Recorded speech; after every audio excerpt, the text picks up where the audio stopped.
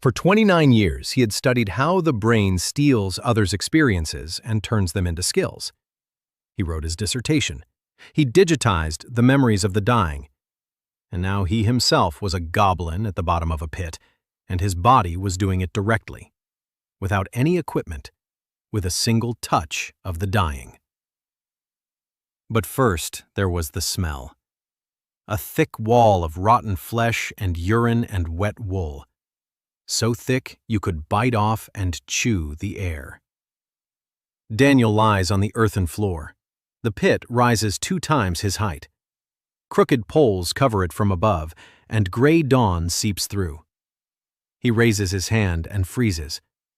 Green fingers, short, crooked, webbed. The skin peels off in flakes. He looks at the body, skinny. Ribs stick out through the green skin like the bars of a cage. The legs are bent at an unnatural angle. He sits down and immediately falls onto his side. An emptiness in his stomach. Not hunger, something deeper, something ancient. Humans don't feel this. He suppresses the panic. Panic requires calories, and there are no calories. Think. You know the brain. If there's a brain in that skull, you can work with it. A grunt from above, pounding. The poles shift, and a massive snout pokes through the gap. Broken fangs. Yellow eyes with vertical pupils. The leader checks to see if the cub is dead or not. Daniel freezes and looks up from below. The leader snorts, spits down. Saliva falls on his chest. The poles snap back into place. Footsteps recede. And the brain is already calculating the depth of the pit, the distance between the poles, the angle of the walls. A dead rat is rotting in the corner, thrown there like food. Normal hunger would have made him sink his teeth into it, but this call draws him to something else. Daniel crawls closer and doesn't eat. He looks at the little head, and a switch clicks in his skull. He feels. He doesn't see. He doesn't hear. He feels. There is something left in the dead rat. Not life, not a soul. A pattern. An imprint of how it moved, how it hid in crevices. Information in the cooling nervous tissue. His fingers reach for the skull on their own. They touch. A faint current. Someone is whispering in a language he doesn't know, but his body understands.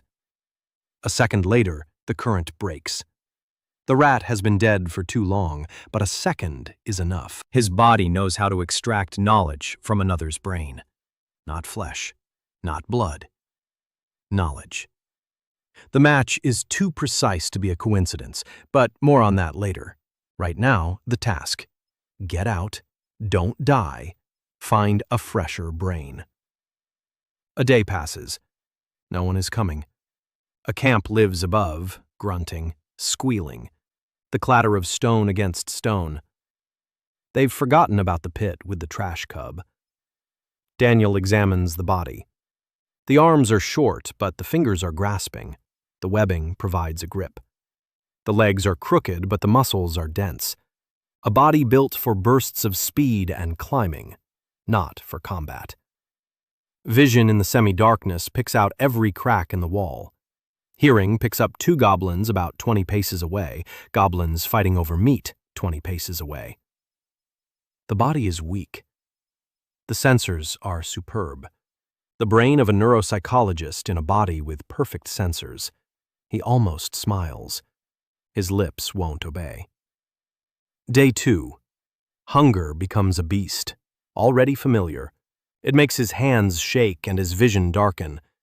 Daniel eats a rat, raw, half-rotten. He throws up twice. The third time, the meat stays down. Disgust is a luxury. The rat gives him another day. Rain seeps through the bars and collects in a puddle on the floor. Murky water with a taste of earth, but water. Day 3, and a strange noise from above. The leader's angry growl, a whimper, a blow. and a body falls. The goblin is 1.5 times larger. It falls with a dull thud and lies still. The bars close. The leader growls from above. Daniel doesn't understand the words, but the tone is clear. Die here. He waits until the footsteps fade and crawls closer. The goblin is alive, barely. His left side is torn open, 3 deep claw wounds. The blood is almost black. A hunter who failed his mission and was sentenced to a slow death. The goblin opens an eye, clouded with pain. He snarls, he strikes. His hand rises 10 centimeters and falls. No. Daniel places his palm on the goblin's temple. The goblin twitches, growls, but doesn't shake off the hand. Daniel closes his eyes. He doesn't know the mechanics, he doesn't know the rules, but he knows how to ask the brain the right questions. 29 years of training. He formulates, not with words, with an image. A pit, poles above, where the weak spot is. And the dying brain responds with a picture. The poles on the right near the big rock are rotten. They were put up 3 seasons ago. Hit them with your forehead from the bottom up at the right spot, and they'll break. Daniel opens his eyes, looks to the right. The rock, the poles, it all comes together. The goblin's breathing grows weaker. Daniel places his palm there again. Now he asks about the forest, how to walk so the branches don't snap, how to place his foot so as not to leave a trace. The flow is stronger than with the rat. A living brain transmits more clearly. Information pours into his head. Not knowledge, motor patterns, muscle memory. At what angle to place his foot, where to shift his weight. As if someone had loaded hundreds of hours of training into him in a matter of minutes. But the knowledge floats in his head like oil on water, raw, not settled in place. He needs sleep. Memory consolidation happens during the slow-wave sleep phase. This is his own discovery, his dissertation. Without sleep, the skill will remain junk. The goblin dies an hour later, quietly. Daniel closes its single open eye, lies down beside it, curls up into a ball, and forces himself to sleep next to the corpse at the bottom of a pit in a foreign world with an empty stomach. Breath control. Relaxing his muscles from his toes up. He counts his breaths. At 16, he falls into darkness. He wakes up 6 hours later. He knows it's been 6 because the light has shifted exactly a quarter. He sits up and feels the difference. The skill has returned. The body simply knows. He looks at the pit floor differently. Before, it was just a floor. Now, it's a surface with properties. It's wet here. A footprint will remain. It's loose here. There will be a dent. There's a rock here. Clean. He stands up, takes a step. His foot naturally lands on the outer edge of his sole, a roll from heel to toe. Silently. He didn't learn this. He picked it up, from a dead goblin 2 meters away. Daniel stands under the bars on the right, tests it out. The forehead is solid. A goblin's skull is thicker than a human's. He strikes from bottom to top. The pole cracks. Dust falls. A second blow. The second pole breaks. The gap is wide enough. He jumps up. His fingers grip the edge. His webbed feet provide traction. He pulls himself up. He crawls out onto the top. The camp is asleep. 2 campfires are burning out. The dark mounds of sleeping goblins lie around the fire. The leader is snoring by the largest fire. Daniel gets to his feet. The black wall of the forest is 30 paces away. He walks. Every step is precise. Not a single branch cracks. Not a single leaf rustles. In a minute, he is in the forest. In an hour, he is 6 kilometers from the tribe. He lies down in the bushes by a fallen tree. His heart beats fast, but steady. In the morning, the leader finds an empty pit and not a single trace. Only the hunter's corpse with one eye closed. The tribe decides that the forest spirits carried the child away. No one goes looking. The goblins fear the spirits more than they fear hunger. And Daniel lies in the bushes, watching a beetle crawl across a leaf right in front of his nose. His mind is quiet and clear. For the first time in 3 days. He is alive. He is free. He has one stolen skill and a brain that knows how to steal more. It's not much, but 3 days ago, he didn't even have that. He needs food. He needs shelter. He needs someone he can teach. Not subjugate. Teach. Alone, he won't last a month. And he's already tried dying. Didn't like it. The forest was vast. Daniel realized this on his second day of freedom when he climbed a tree and looked around. A sea of green stretched in every direction to the horizon. Not a single clearing. Not a single wisp of smoke, except for a thin gray thread far to the south. It was the camp of his former tribe. He climbed down and headed north, further away. His skill at walking silently worked flawlessly. His feet moved of their own accord. His body moved low to the ground. He stepped around dry leaves and branches without a second thought, as if he'd been walking through this forest his whole life. But everything else was a struggle. He didn't know which berries were edible. He didn't know how to set traps. He didn't know where to look for water except in puddles after the rain. He was a stranger who didn't know how to eat. On the third day, he found a stream, shallow, with clear, cold water. He drank for a long time, lying on his stomach, submerging his face in the water. His body was so dehydrated that his fingers cramped from the first sip. He drank his fill and lay down on the bank. He looked up at the sky, gray, low, like the ceiling of a lab in Boston. A strange thought. He checked his mind. Name, Daniel So. Mother, Hyojin So. Father, Robert So. City, Boston. University, Massachusetts. Thesis, memory consolidation in the context of interpersonal skill transfer. Everything was in place. He remembered. For now, he remembered. He spent 2 days by the stream. He drank water. He ate moss from the rocks. The moss was bitter and tough, but it didn't make him sick. There was no protein. Calories were minimal. He was growing weaker. The body of the goblin cub demanded meat, lots of meat. He could feel it in the way his hands trembled and how hard it was to lift his head. He needed a hunting skill. But for that, he needed someone to take it from. And that someone had to be dead or dying. Daniel isn't a killer. He's a neuropsychologist from Boston. He saved a student from pills. He doesn't crack the skulls of living creatures. But hunger didn't ask about morality. Hunger clenched his stomach like a fist and spoke a single word. Eat. On the 5th day of freedom, he saw it. A goblin. Small. Even smaller than Daniel, though that seemed impossible. It sat beneath the roots of an uprooted tree and didn't move. Daniel crept closer, silently. The goblin didn't notice him.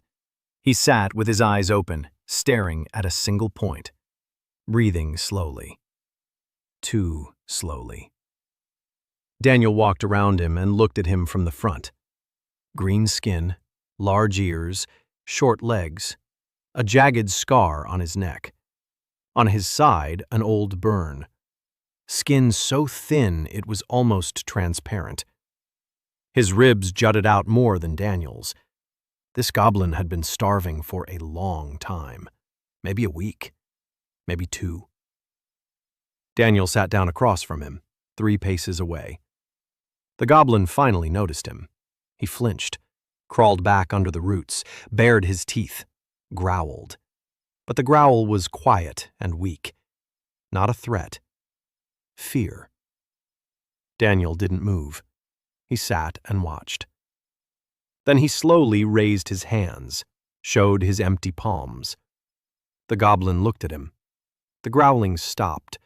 It was too weak to be afraid for long. Daniel stood up. He walked to the stream. He scooped water into a hollow in the bark that he had carved out with his teeth 2 days ago. He brought it back. He set it down in front of the goblin. He stepped back.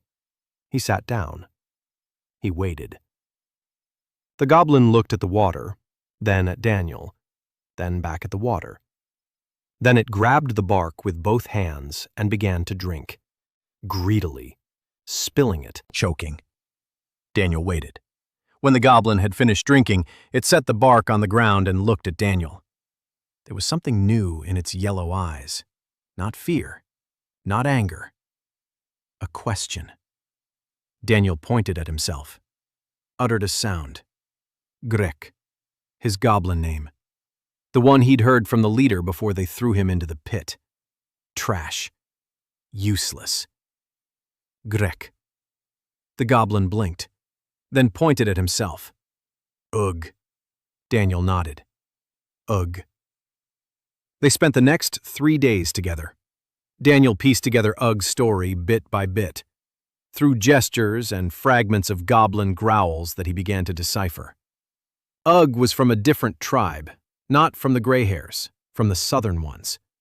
He'd been cast out for laziness. He couldn't run while hunting. He'd get winded. He'd fall behind. The southern chieftain beat him and banished him. Daniel put his ear to Ugg's chest and listened. His heart was beating irregularly. It was skipping beats. A weak heart. It wasn't laziness. It was a congenital defect. Daniel knew that. In humans, it's called arrhythmia. In goblins, it's called death, because no one will bother to figure it out. Daniel began teaching Ugg, not through absorption, through words and gestures. First lesson, mushrooms. Daniel didn't know which mushrooms were edible in this world, but he knew the principle, a general principle that works in any forest on any planet. Bright colors, a pungent smell, white sap when cut. He showed Ugg a mushroom after mushroom. Not this one, not this one. This one, yes. Soft, pale, odorless. He broke off a piece. Waited an hour. If your stomach doesn't hurt, it's safe. Ugg looked at him with an expression Daniel had previously seen only on the faces of freshmen. Complete bewilderment mixed with the hope that this strange man standing at the blackboard knew what he was doing. By the end of the week, they had found 4 types of edible mushrooms.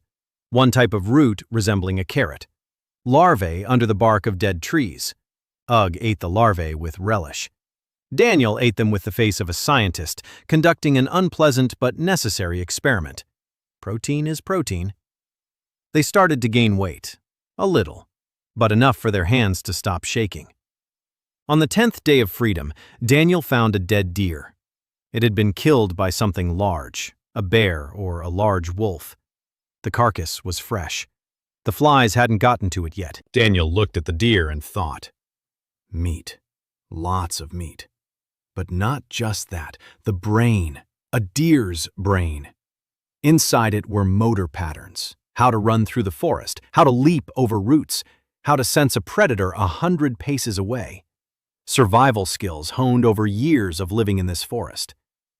He crouched down next to the deer's head. He placed his palm on its temple. He closed his eyes. The flow was weak.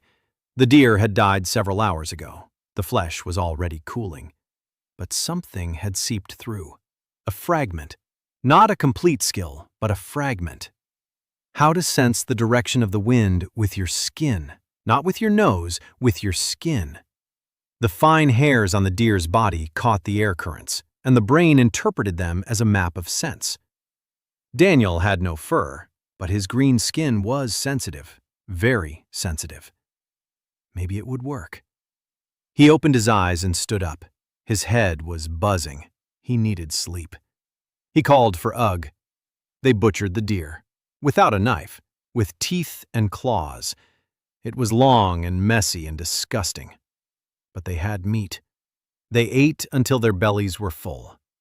Daniel dragged the remains under the roots of a tree and covered them with dirt, a primitive refrigerator. The meat would last 2 days at most. Then they would have to hunt. Or find someone who knew how. That night, Daniel slept for 6 hours. Ugg kept watch. Daniel explained to him with gestures. You don't sleep. You watch. If anything comes, you wake me up. Ugg nodded. He was already beginning to understand that the little green cub with the intelligent eyes knew something no one else knew. In the morning, Daniel woke up and stood up. The wind was blowing from the west.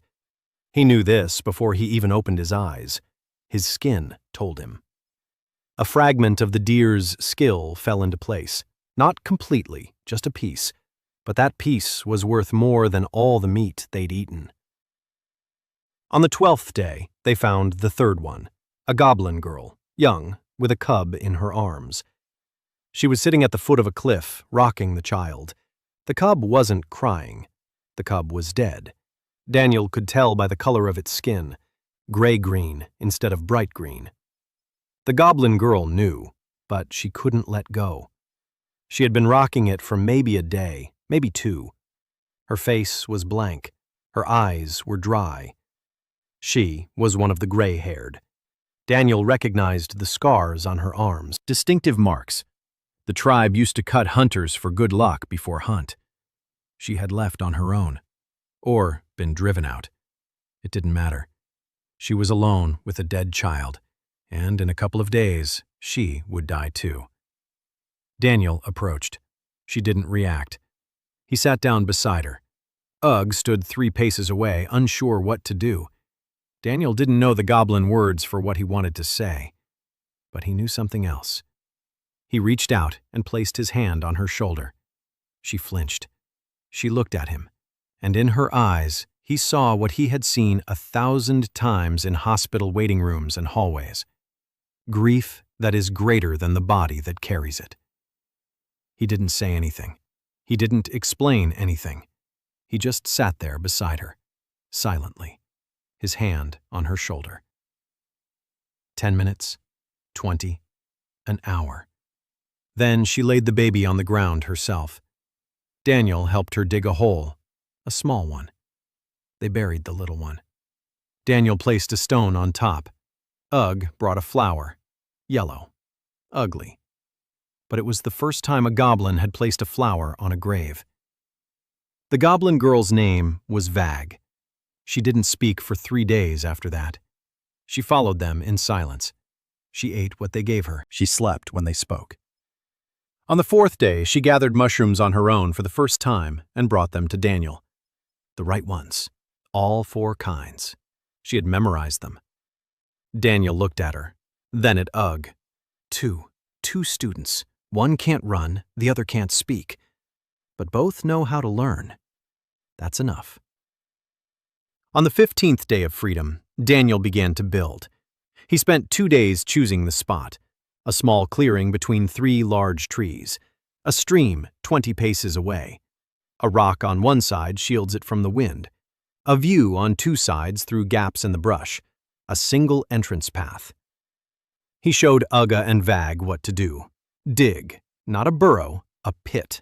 1/2 meter deep, 2 meters long, 1 meter wide. Reinforce the walls with branches. A roof of poles and leaves. 1 entrance, narrow, so a large beast couldn't get through. They worked all day. By evening they had a shelter, not a house, a hole in the ground with a roof.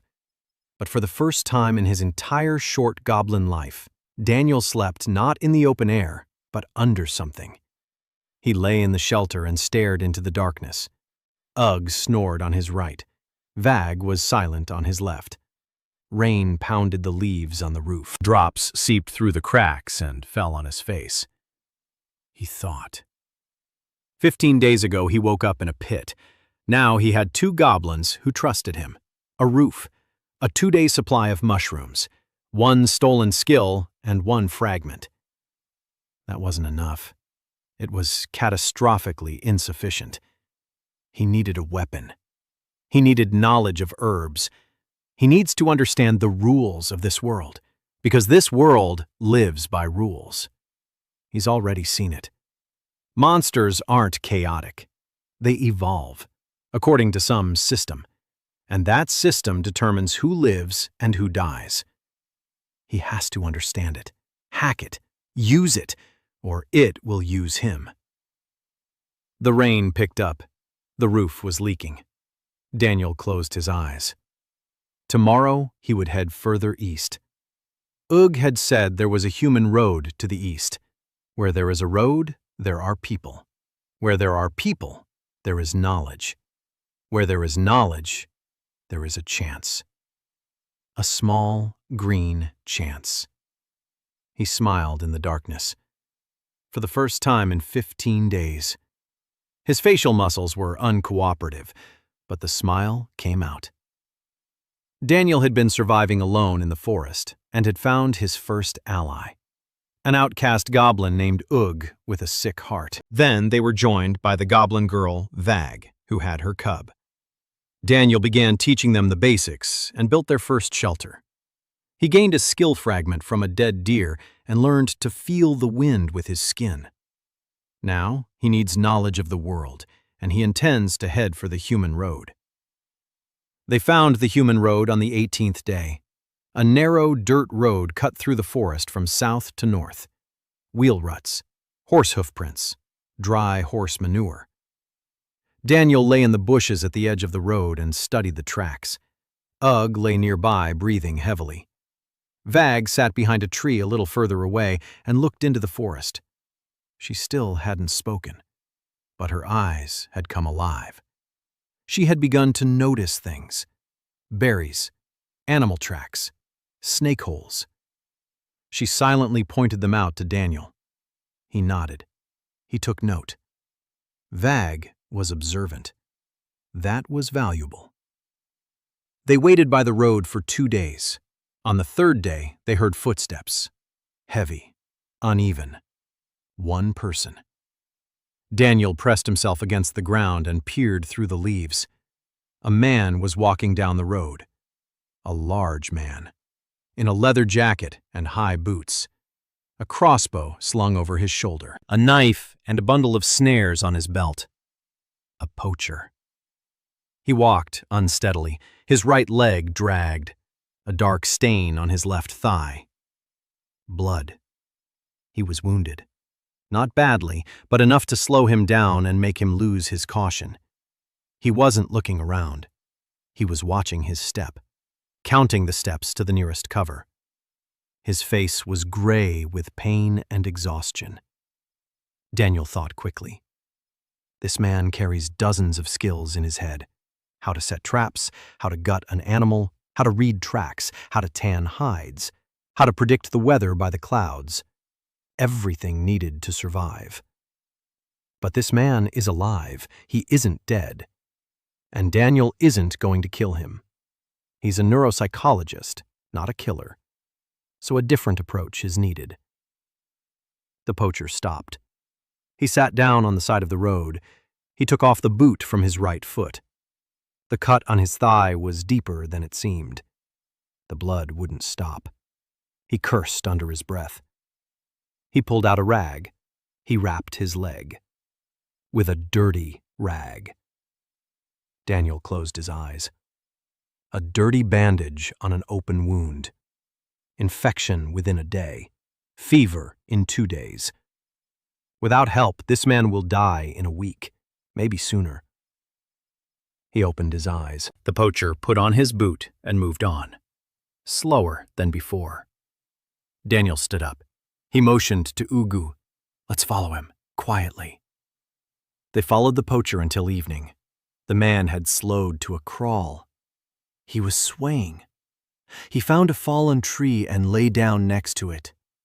He built a small fire. His hands were shaking. The fire wouldn't catch well. He took a piece of dried meat out of his bag and chewed it while staring into the fire. Daniel watched from the bushes 20 paces away. He waited. That night, the poacher began to delirium. The fever set in faster than Daniel had expected. The man thrashed about on the ground. He moaned. He called out to someone. A woman's name. Daniel waited another hour. Then he stepped out of the bushes, slowly, quietly. The poacher lay on his back with his eyes closed. His forehead was wet with sweat. His breathing was ragged. A fever. A high one. Daniel moved in close. He crouched down beside him. He placed his palm on the man's forehead. It was hot as a stone in the sun. Then he moved his hand to the temple, reading residual memories. He didn't know that was what it was called. The name came later. Right now, he was just doing what he knew how to do. A feverish brain works chaotically. Memories surface uncontrollably. It's like an open book that the wind flips through in random order. Daniel wasn't pulling anything out. He wasn't stealing. He was listening. The poacher's brain was spewing out images one after another. Childhood, a woman's face, a forest, the smell of smoke, a trap, a knife, hands working on skin. A deer carcass is cut open from throat to belly, a clean cut, the entrails to one side, the hide to the other. Daniel filtered. He cut out the personal. No need for childhood, no need for the woman's face. He needed this. Hands, a knife, a trap. How to set a snare on a rabbit trail. How to tell from a broken branch that a deer passed here an hour ago. How to mend a leather belt without a needle. Motor patterns, skills, rehearsed 1,000 times. Etched so deeply into the cerebellum and motor cortex that even a fever couldn't erase them. He sat next to the poacher for 4 hours. His head was splitting, too much information at once, but he couldn't stop. Every skill was worth its weight in gold. Before dawn, he withdrew his hand. His brain was buzzing. He needed sleep. 6 hours minimum. He walked over to Ugg and Vag, lay down between them, fell asleep instantly. He woke up 7 hours later. The sun was high in the sky. The skills had fallen into place. Not all of them. They were like a mosaic he was putting together with his eyes closed. The pieces were in place, but there were gaps between them. He knew how to set a snare, not perfectly, 70%. He knew how to skin a rabbit, 60%. He knew how to determine the freshness of a trail, 80%. A living brain gave off a different signal than a dead one, cleaner but more chaotic. He needed to practice to bring it to perfection. He returned to the poacher. The man was alive, unconscious, breathing more evenly than he had at night. The fever had subsided a little. Maybe he'd survive. Maybe not. Daniel looked at his bag. A knife, traps, rope, a flint, a flask. Everything needed to live in the woods. He could take it all. The man was unconscious. He wouldn't notice. He wouldn't know who took it. Daniel stood and watched. Then he took 2 traps and a piece of rope. He left the knife. He left the flint. He left the flask. If the man survived, he would need the knife and fire more than Daniel did. And he had 6 traps. He wouldn't notice 2 missing. Then Daniel did something he didn't expect of himself. He found a certain kind of moss by the stream. Soft, light green, odorless. He didn't know exactly what this moss did, but a fragment of knowledge about deer suggested that deer roll in such moss when they have wounds. Animals know. They don't think. They know. Daniel gathered a handful of moss. He returned to the poacher. He removed the dirty bandage from his leg.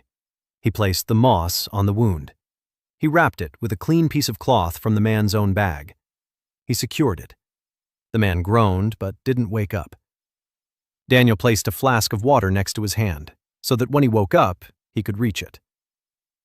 He stood and looked at the sleeping man, the first person he had seen in this world. Big, warm, with a face that, in sleep, seemed young and defenseless. He has a name. There is someone he called out to in his delirium. There is a life he will return to if he survives. Daniel turned and left, quietly, without leaving a single trace. The traps changed everything. Daniel set the first one that very evening. His hands knew what to do. Not perfectly. The noose was a little looser than it should have been. The mechanism triggered with a delay, but in the morning, a rabbit was sitting in the trap. Small, terrified. Daniel killed it quickly, snapped its neck in one motion. His hands did it on their own. Poacher's call. He froze for a second afterward. It was a strange feeling. His fingers knew how to kill a rabbit. His brain hadn't taught him that. Someone else's knowledge in his body, someone else's habit. He shook his head. Not now. He'd think about it later. They ate the rabbit. Ugg started a fire, not by himself. Daniel had shown him how. For 3 days, they'd practiced striking sparks with stone against stone. Ugg had broken 4 stones before finding the right pair, flint and pyrite. Daniel recognized them from the geology course he'd taken as a sophomore. Knowledge that had seemed useless in Boston was saving lives in the woods. Fire, meat, shelter. Daniel sat by the fire and watched Ugg gnawing on a rabbit bone. He watched Vag, who was sitting slightly and chewing on a piece of thigh. She looked at him, opened her mouth, and for the first time in 2 weeks, she made a sound. Grek. His name. Daniel looked at her. She had said his name. For the first time. He nodded. Grek. Yes, that's him. For now, at least. Vag fell silent again, but Daniel understood. She was coming back, slowly, one word at a time. He had enough patience. By the end of the 3rd week, they had a system. In the morning, Daniel checked the traps. In the afternoon, they gathered mushrooms and roots. In the evening, Daniel taught Ugg and Vag. Words, gestures, simple things. This mushroom, yes. This mushroom, no. This track, rabbit. This track, fox. Fox, dangerous. Rabbit, food. Ugg learned slowly but surely. What went into his head stayed there forever. Vag learned instantly. But she remained silent. She understood everything. Daniel could see it in her eyes. She was smarter than she seemed. Maybe smarter than he was. Just broken by grief. It's nothing. The brain heals. He knew that better than anyone.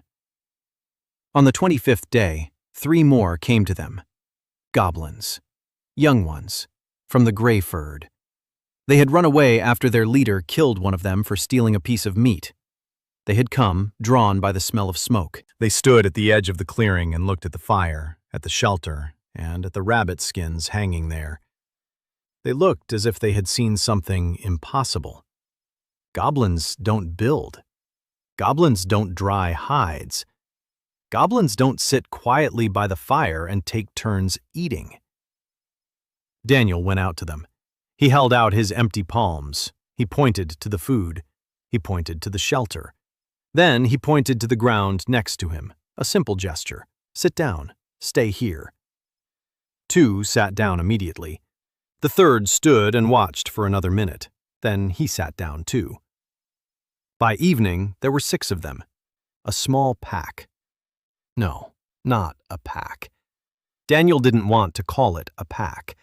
A pack is for animals, and he was going to make something else out of them. Daniel found a human trail and tracked down a wounded poacher. While the man lay unconscious with a fever, Daniel extracted his hunting skills from his brain. He didn't kill the man. Instead, he treated his wound and left him some water. Using the stolen traps, they began catching game. Vag spoke for the first time. By the 25th day, 3 more goblin fugitives from the Grey Ford joined them, and the group grew to 6. 6 goblins are no longer a group, but a problem. Daniel realized this on the 2nd day after the newcomers arrived. 2 of the 3 were brothers, big, aggressive. On the 3rd evening, they tried to take Ugg's portion of meat from him. Ugg cowered and gave it up. Daniel saw it from the campfire. He stood up. He walked over. The brothers looked down on him. He was the smallest in the group, the weakest physically. One of the brothers bared his teeth, showed his teeth, a classic display of dominance. It works with primates. It works with goblins. Daniel knew ethology. He knew what a dominance hierarchy was, and he knew there were 2 ways to establish it, by force or by authority. He didn't fight. He looked at the brother who had bared his teeth. Then he turned his back on him, demonstratively, slowly. He picked up the portion of Ugg that the other had dropped. He dusted it off. He gave the Ugg back. He sat down in his seat and began to eat his portion, without looking at his brothers, as if they didn't exist. His brother growled. He stepped forward. And then Vag stood up, quietly. She didn't growl. She didn't bare her teeth. She simply stood between his brother and Daniel and looked at him, silently, for a second. 2. 3. His brother backed off, sat down. Vag sat down. Daniel kept eating. Ugg looked at him with wide eyes. There was something new in those eyes, something Daniel hadn't seen in goblins before. The next day, Daniel took the brothers into the forest. He showed them the traps. He showed them how to set them. He showed them how to retrieve the catch. The brothers' hands were large and rough, perfect for working with the mechanism. They set 2 traps in an hour. Crookedly, but they set them. In the morning, there was a rabbit in one of them. The brother who had set that trap held the rabbit by the ears and looked at it with an expression Daniel recognized. Pride. A small, simple pride from having done something yourself and having it work. From that moment on, the brothers stopped stealing food. They became hunters. Bad ones, but hunters. The 3rd newcomer was different.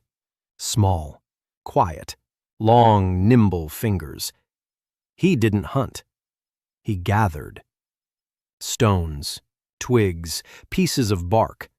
He piled them into little heaps, sorted by size. The others thought he was strange. Daniel watched him for 3 days. Then he walked over and sat down next to him. The goblin showed him his piles. Stones from light to dark, twigs from short to long, bark from thin to thick. Daniel understood. This goblin classifies, without language, without training. He sees categories. It's not strangeness. It's the beginning of analytical thinking. Daniel named him Ro. The goblin blinked, then pointed at a stone. Ro. Pointed at a branch. Ro. Pointed at himself. Ro. Nodded. Accepted the name.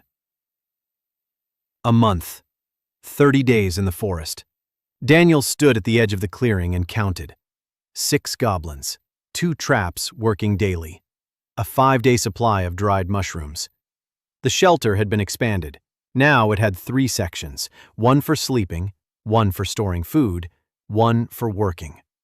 There wasn't any work yet, but Daniel knew there would be. Ro had already started sorting stones by hardness. He banged them together and watched which one broke first. It wasn't blacksmithing, not yet, but it was the foundation, understanding the material. In 6 months, Daniel would show him that a stone tip could be carved out of stone. In a year, that stone could be replaced with metal. But first, the foundation. On the 12th day, what Daniel had feared from day 1 happened. They found him. Not humans, not predators. The gray-furred ones, the leader's scouts. 2 of them.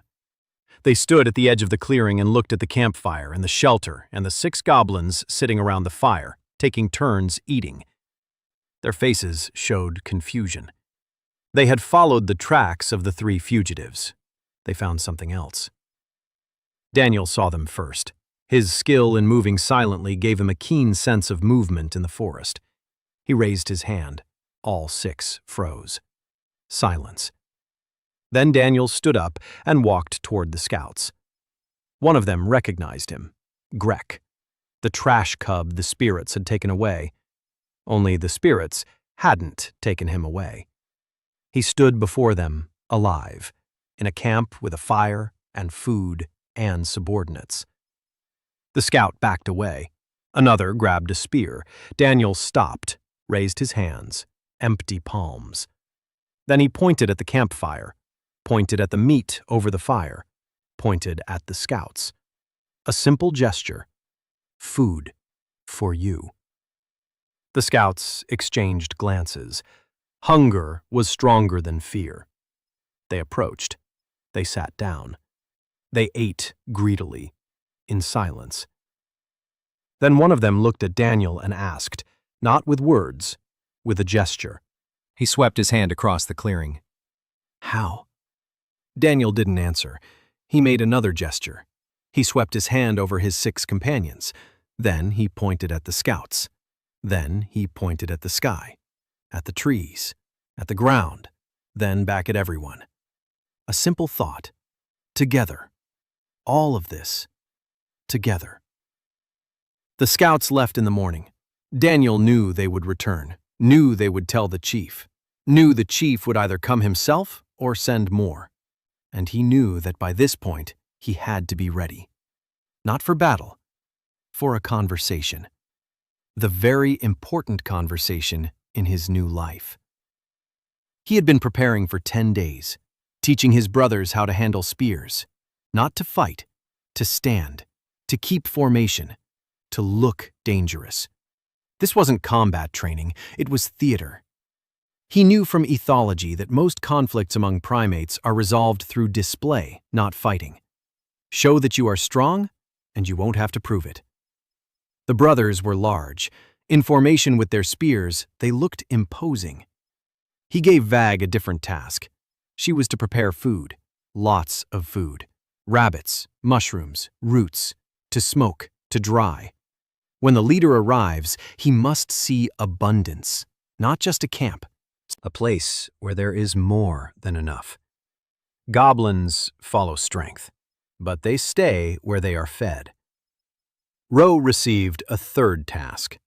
Stones, sharp ones, worked ones. Ro struck flint against flint and produced shards with sharp edges. Not knives, not arrowheads, just sharp stones. But when there are 20 of them, laid out in a row on a flat rock, it looks like an arsenal. Theater again. A demonstration again. The chieftain arrived on the benda. Not alone. 8 goblins were with him, the tribe's best fighters. He walked in front, huge, twice Daniel's size, broken fangs, a scar across his snout, small, angry eyes. He stepped into the clearing and stopped. He looked around. The fire burned steadily, a shelter with a roof and walls. Strings of dried meat hung from the branches, sharp stones on a flat rock. 2 goblins with spears stood on either side of the entrance. Vag sat by the fire, stirring something in a hollowed-out log. Daniel stood in the center. The chieftain approached him. He looked down at him. Daniel looked up at him. The chieftain growled, loudly. It was a challenge, an ancient ritual, the chieftain's roar demanding submission. All the goblins behind the chieftain tensed. They waited for a response, a roar or submission. Daniel didn't roar. He didn't lower his eyes. He did something no goblin in the history of this tribe had ever done. He spoke. In Goblin. 3 words he'd been learning for a week. repeating them over and over until they sounded right. Eat, sit, listen. The leader blinked. Goblins don't talk like that. Goblins growl, they squeal, howl. But they don't speak words with pauses and intonation as if talking to a slow child. Daniel pointed at the food, then at the ground in front of the fire, then at his ears. Eat, sit, listen. The chieftain stood there, a second, 2, 5. His fighters behind him exchanged glances. Then the leader sat down, not because he obeyed, because he was hungry, and because what was happening didn't fit into any pattern he knew.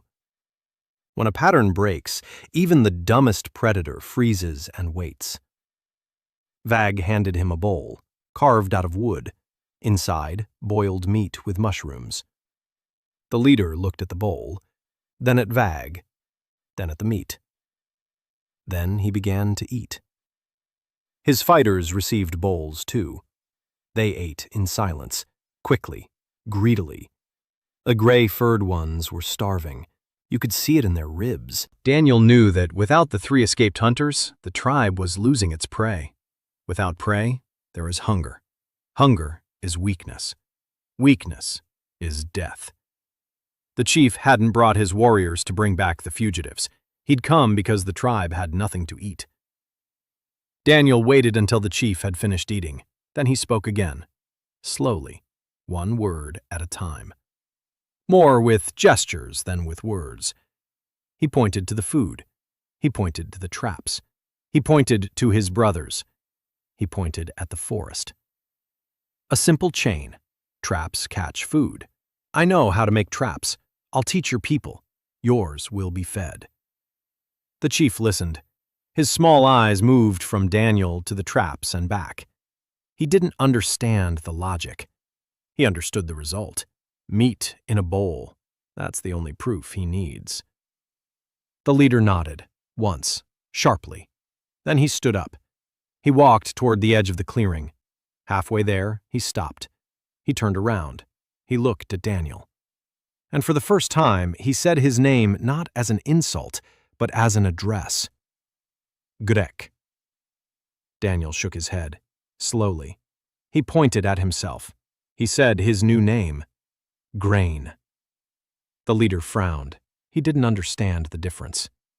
He left, but he remembered the name. The next day, Daniel took Ugg and his brothers and went to the Gray Fur camp. For the first time in 44 days. The camp was worse than he remembered. The pit where he had been sitting was still open. Inside lay the skeleton of a hunter. No one had removed the body. The fires had died down. The goblins lay in heaps and did not move. The cubs whimpered. There were about 30 of them. 30 hungry, sick, filthy creatures on the brink of extinction. Daniel stood at the edge of the camp and watched. This was his former tribe. The tribe that had left him to die. The tribe whose leader had spat on his chest. He could have left. Could have taken his 6 and head north, build a new place, far away from these. He didn't leave. He entered the camp.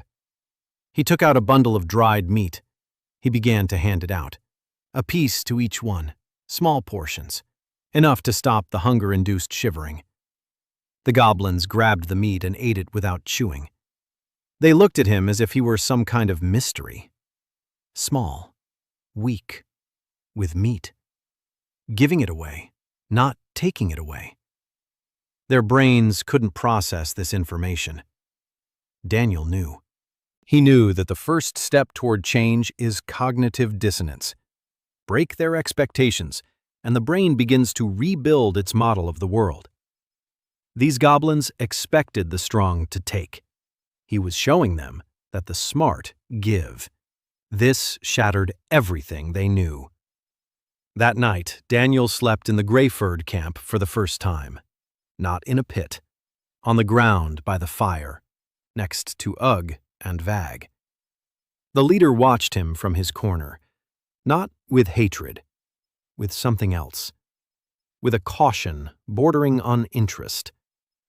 Daniel knew this was only the beginning, that what lay ahead would be harder, that sooner or later the leader would try to take everything Daniel had built, that the goblins of this tribe would try to settle everything by force more than once. But he had something no other creature in this world possessed.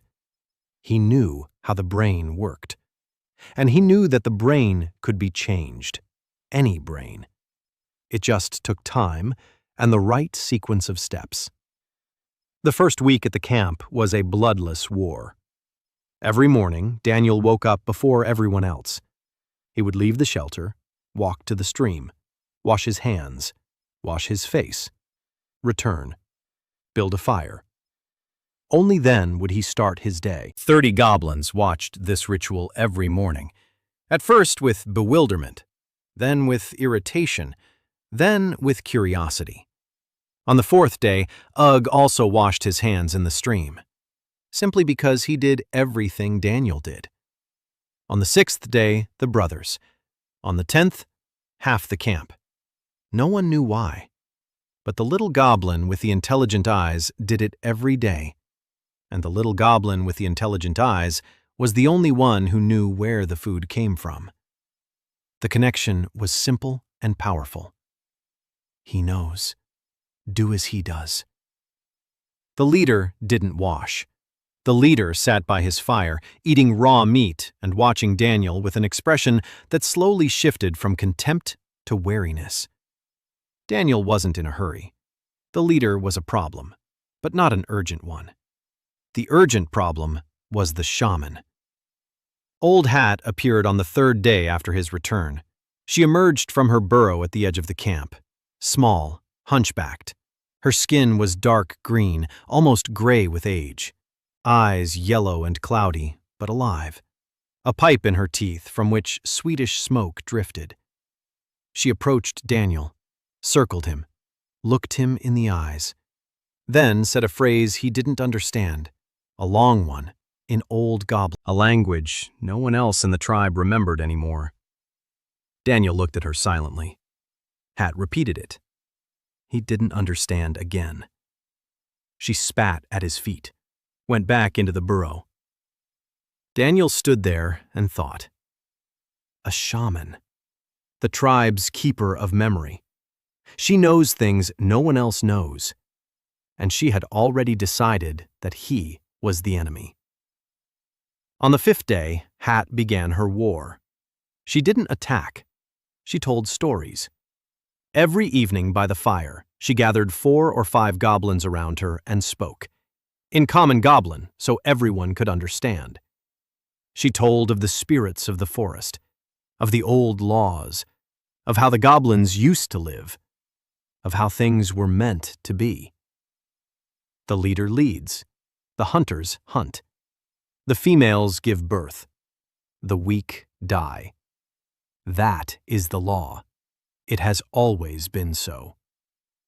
But the little stranger with strange eyes wants to break the law. He makes them wash their hands. He teaches words instead of growls. He gives food to the weak. This is against the spirits. The spirits will be angry. Trouble will come. Daniel listened to this from afar. He sat by his campfire and listened. He didn't interrupt. He didn't argue. He knew what Hat was doing. She was protecting her world, the only world she knew. Every innovation of his erased a part of what she had cherished her whole life. She wasn't evil. She was scared. A frightened old woman who sees everything she knows turning into useless rubbish. He couldn't hate her for it. He could only wait. But Hat was dangerous. On the 8th day, the 2 goblins Daniel had been teaching to set traps stopped coming to class. They sat next to Hat and listened to her stories.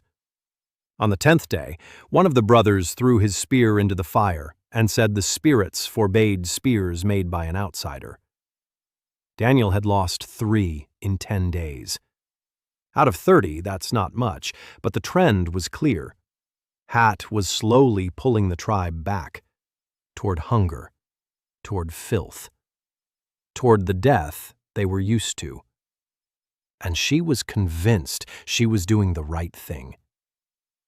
Daniel made his decision on the 12th night. He stood up.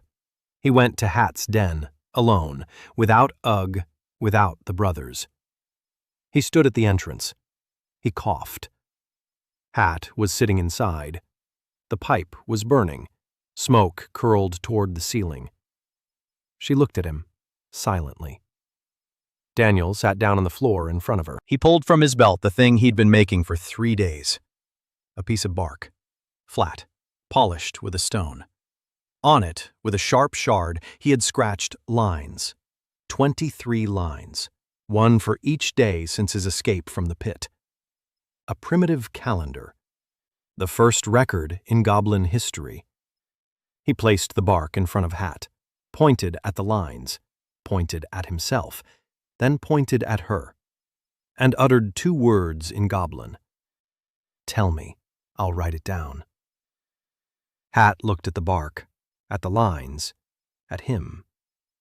She didn't understand what a record was. No goblin did. They had no writing. They didn't even have the concept that sound could be preserved. Daniel took the stone shard. He scratched a simple drawing on the bark, a circle with dots, a face, a goblin face. Then he pointed at Hat. Then he pointed at the drawing. "You. It's you. I can preserve you. Your words, your stories, not in a mind that will die, on bark that will remain." Hat was silent for a long time. Smoke from the pipe filled the burrow. Daniel waited. He didn't rush her. This was the most important moment. More important than the chieftain, more important than food. If Hat said no, he would lose half the tribe within a month. If she said yes, he would gain something priceless. An ally who possessed what he lacked: legitimacy, the authority of antiquity. The goblins listen to Hat because she is old, because she remembers. If Hat said that the stranger was recording her words, then the stranger would become not a destroyer, but a guardian. Not an enemy of memory, but its continuation. Hat held out her hand, bony, with long fingers. She took the bark with the drawing, looked at the face, then at Daniel, and began to speak. In Old Goblin, slowly, each word separately, as if she were pulling them out of a deep well, one by one. Daniel didn't understand a word, but he memorized the sounds, and he scratched lines into the bark, not letters, just lines, symbols, marks that would help him remember the sounds. This isn't writing. It's a mnemonic system, a tool for memorization. His own technique from the lab translated onto bark and stone. Hat spoke for 2 hours. Then she fell silent. She looked at the bark covered in symbols, then at Daniel. And for the first time ever, she didn't spit at his feet. She took the bark, placed it next to her, and she nodded. Once. Then she pointed to the exit. "Leave. That's enough for today." Daniel stood up. He bowed, not in the goblin custom, like a human, a waist-level bow. Hat blinked. She didn't understand the gesture, but grasped the meaning. He left.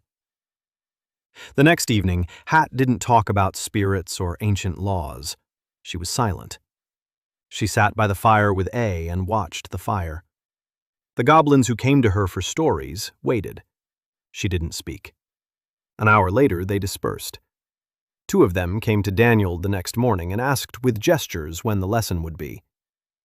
The shaman's war was over. Not with a victory, a truce. But a truce was enough. At the same time, Daniel was dealing with the chieftain issue. The goblin system of authority is simple. The chieftain is the strongest. Everyone obeys. If someone is stronger, they kill the chieftain and become the new one. Daniel didn't want to kill the chieftain, not out of mercy, out of calculation. A dead chieftain means chaos. A tribe without a leader will break up into small groups that will fight each other over food. He'll waste a month restoring order. He needs a chieftain, alive, subordinate, but not humiliated. A goblin who thinks he's still in charge, but does what Daniel says. It's called ruling through a proxy, the oldest form of power in human history. Daniel started simple. He came to the chieftain every morning and brought him the best piece of meat, personally, with a bow. The chieftain accepted it, devoured it, didn't say thank you. After a week, it became a ritual. The chieftain waited for his piece. Dependence, small but real. Then Daniel began bringing meat along with information. He pointed to the forest. He said what was there. 2 deer on the northern trail. A wolf pack had moved west. The stream to the east had dried up. The pack leader listened.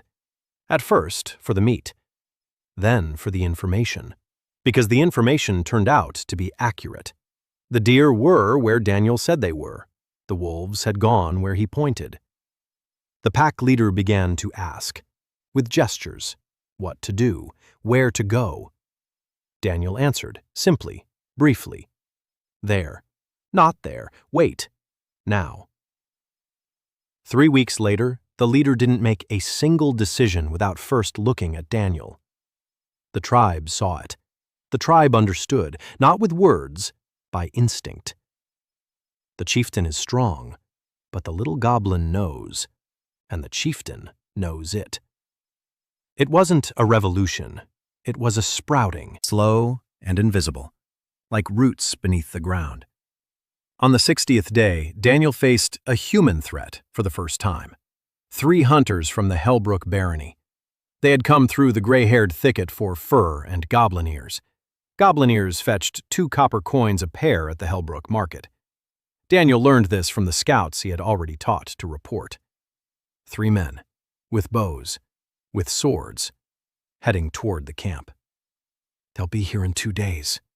2 days. Daniel thought about it all night. He could lead the tribe away, abandon the camp, head deep into the forest. People wouldn't search for long. But the camp represents 2 months of work, traps, supplies, shelters, a hearth. Abandon everything and start over? Or not abandon it? Daniel chose the latter. Not out of pride, out of calculation. If they ran away now, they would run away every time, and the people would come every season. They needed to show once and for all that the gray-haired were not prey. Then the ear hunters would go elsewhere. He didn't want to start a battle. 3 people with weapons against 30 goblins isn't a fight. It's a slaughter. The goblins are faster and outnumber them, but the humans have bows. 1 archer could kill 5 before the goblins reached him.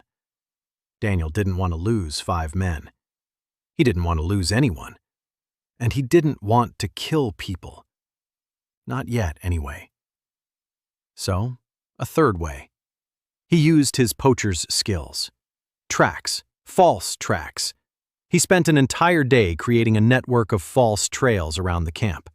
Footprints in the mud leading in 3 directions. Broken branches along the false trails. Tufts of fur on the bushes. Hunters know how to read tracks, but they read what they see. If the tracks say the goblins went west, the hunters will go west. Daniel sent the brothers west. 3 kilometers. There they lit a fire, left bones and scraps, created the appearance of a camp. Then they returned.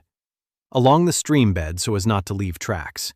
When the hunters arrived, they found an empty forest. The tracks led west. They followed the tracks. They found an abandoned camp. They searched it. Nothing of value. One of them cursed. Another kicked a charred log. The 3rd sat down and took out a flask. They sat there for an hour. They decided the goblins had left. They turned back. They headed south toward the barony. Not a single ear missing. Daniel watched them from the treetops 20 meters away. His heart was pounding. His hands were shaking, not from fear, from tension. He had outwitted 3 armed men, outwitted them with their own craft, turned their hunting skills against them. And not a single goblin had been harmed. Not a single person was hurt. It was a victory, a small one, a fragile one, but his first. He climbed down from the tree. He returned to camp. The tribe was waiting, all 30 of them. Even Hut had come out of her burrow. Daniel looked at them. They looked at him. He uttered a single word. Safe. 30 goblins exhaled simultaneously. It was a sound, a collective sound, the sound of 30 creatures who, for the first time in their lives, felt that someone had thought of their safety in advance.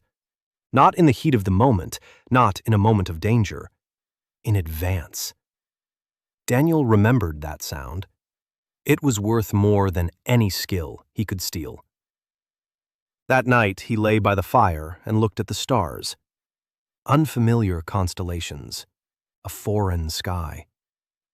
2 months. 60 days. He had turned 6 into 30. A burrow into a camp. Growls into words. He had survived. His tribe had survived. And for the first time in all that time, he allowed himself to think beyond tomorrow.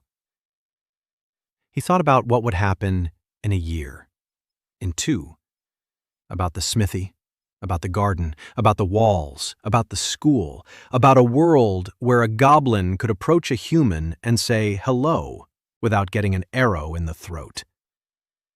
It was a crazy thought, absolutely crazy. But 2 months ago, he was a dead neuropsychologist from Boston. And now, he was the leader of a goblin tribe, keeping records on bark. Madness was his normal state. He closed his eyes and fell asleep. Tomorrow would be a new day, and he would live through it, just like all the others, one step at a time. Daniel began to change the gray-haired camp from within through daily rituals. The shaman Hat declared war on him, trying to pull the goblins back to their old customs. Daniel disarmed her by offering to record her stories on bark. He took control of the chieftain through the role advisor. When 3 hunters from the Hellbrook barony came for goblin ears, Daniel tricked them with false trails and led them away without a single casualty. For the first time, the tribe felt that someone was thinking about their safety in advance. The 3rd month began with rain. It poured for 4 days straight. The shelters were leaking. The earthen walls were being washed away. The dried meat supplies had become damp and were starting to mold. The goblins sat in their wet burrows and whined. Daniel walked through the camp under streams of water and counted the losses. 2 roofs had collapsed. 1 trap had been swept away by a stream that had swollen and burst its banks. 3 days' work to repair it, at least. He stood in the middle of the camp, his wet green skin glistening in the gray light. And he thought. They built like goblins. Holes in the ground with shelters made of branches. It works in dry weather. In the rain, they're graves that fill with water. We need to build differently, higher, on the surface, with sloped roofs so the water runs off, with drainage channels to carry it away. He knew how. In theory. But theory is useless without hands. On the 5th day, the rain stopped. The sun came out and the forest steamed with moisture. Daniel gathered all 30 of them. He stood on a rock so they could see him, and he began to demonstrate. With a stick on the wet ground, he drew a hut, not a burrow, a hut. 4 walls, a triangular roof, an entrance on one side, a trench around it. The goblins looked at the drawing and didn't understand. Walls. Why walls when you can burrow? A roof. Why a roof when you can cover yourself with leaves? Daniel pointed to the washed-out burrows, then at the drawing, then back at the burrows. A simple idea. This broke, this won't break. The goblins watched. Some nodded, most didn't. Daniel didn't argue. He took Ugg and Roe and began to build. By himself. The first hut in the history of the goblin tribe. 4 posts dug into the ground. Walls of intertwined branches covered. A roof of poles covered with layers of leaves and bark. An entrance on the leeward side. A groove around the perimeter, a palm's depth. They built for 3 days. Daniel's hands were too small for the heavy logs. Ugg gasped for breath every 20 minutes. Roe worked silently and precisely, but slowly. 3 goblins built what 3 humans would have erected in half a day. On the 4th day, the hut stood. Crooked, small, with cracks in the walls through which the wind blew. But it stood. Above ground. With a roof that wouldn't collapse in the rain. Daniel went inside. He sat down on the earthen floor. Dry. Warm from the sun that heated the walls. He closed his eyes. His first building. The first real structure, not a burrow. A house. Well, almost a house. He stepped outside. The tribe stood around, gazing at the hut as if it were a miracle. Because for them, it was a miracle. They had never seen walls, never seen a roof that held its shape. One of the brothers approached. He touched the wall. He tapped it. The clay didn't crumble. He looked at Daniel, then at the wall, then at his own hands. Daniel saw it, saw a thought take shape in the goblin's eyes. I can do that too. A week later, everyone was building. Not because Daniel ordered them to, but because the first hut had survived the night's downpour while the burrows had been flooded again. That argument was stronger than any order.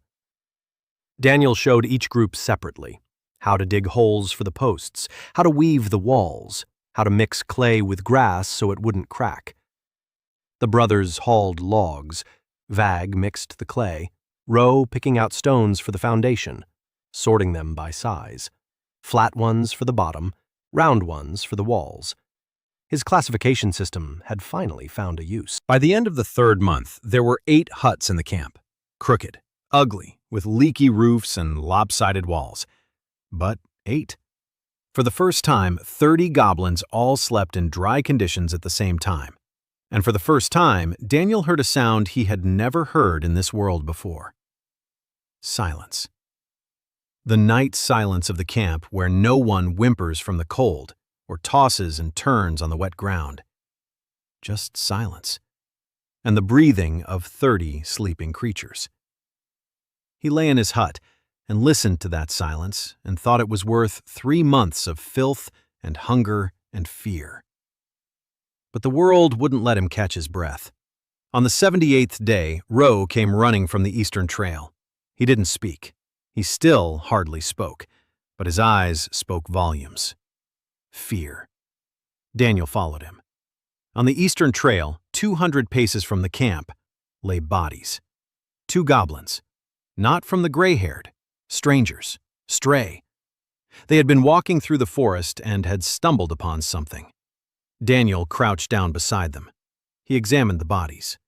Both had their skulls neatly split open, from the top, as if someone had lifted the lid off a pot. The brains were missing, completely. Not eaten. Not torn out. Removed. Cleanly. Surgically. As if someone knew the anatomy of the skull and worked with a precision no beast in this forest possesses. Daniel stood over the bodies and felt a chill run down his spine. This isn't a predator. Predators don't surgically remove brains. This is someone intelligent. Someone who hunts not for meat, but for the very thing. For knowledge. For the contents of the skull. He looked at the tracks around him. There were almost none. Whoever it was knew how to move silently, like Daniel. Or better. One track remained, though. Deep, in the soft earth at the base of a tree. Large, much larger than a goblin's, with 3 toes, long, thin claws. Not a wolf, not a bear. Something else. Daniel returned to camp. He gathered Ugg and the brothers. He explained with gestures. Danger. Close by. Big. They set up sentries, 2 on each trail, day and night. Daniel slept for 3 hours at a time. The rest of the time, he walked the perimeter and listened to the forest. He felt the wind on his skin. He caught scents. Nothing. 3 days of nothing. On the 4th night, a sentry from the northern trail went missing.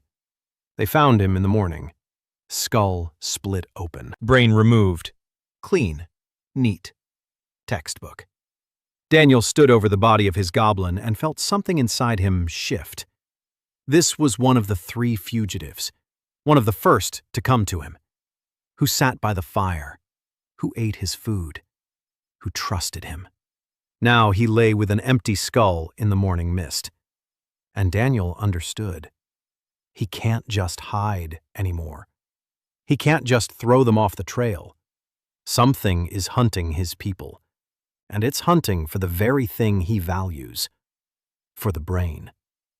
He needs to find out what it is. He needs to find it, and he needs to either make a deal with it or kill it. There is no third option.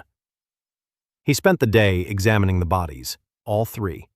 The incisions were identical. The entry point was the same. The parietal bone, the thinnest part of the skull. Whoever is doing this knows anatomy, knows where to cut to expend the least effort. Claws, 3 fingers, a large body. Silent movement, hunting at night. Intelligence sufficient for surgical precision. Daniel ran through the possibilities. A troll. No, trolls are clumsy and noisy. An ogre.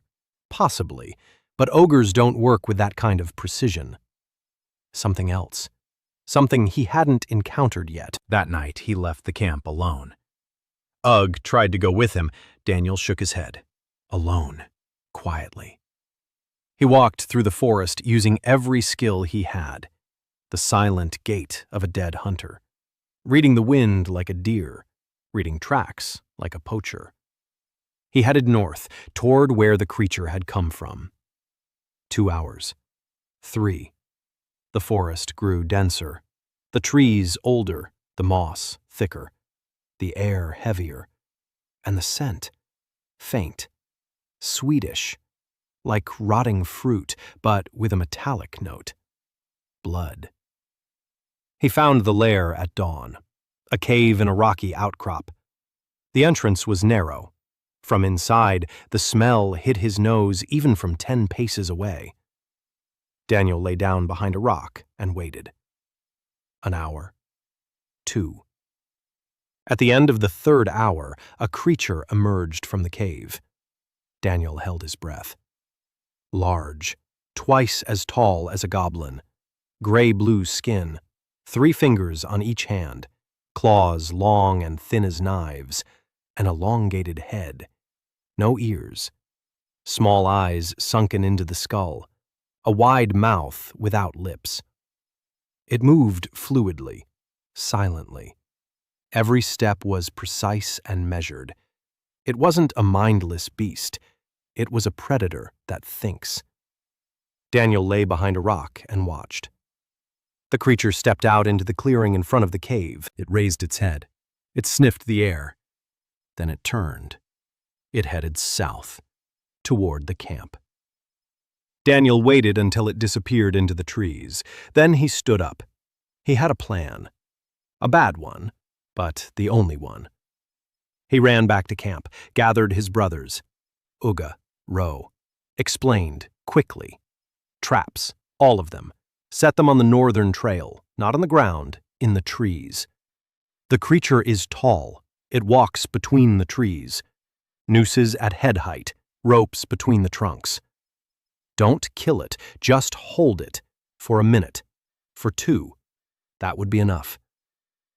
The brothers worked quickly. They already knew how to set traps.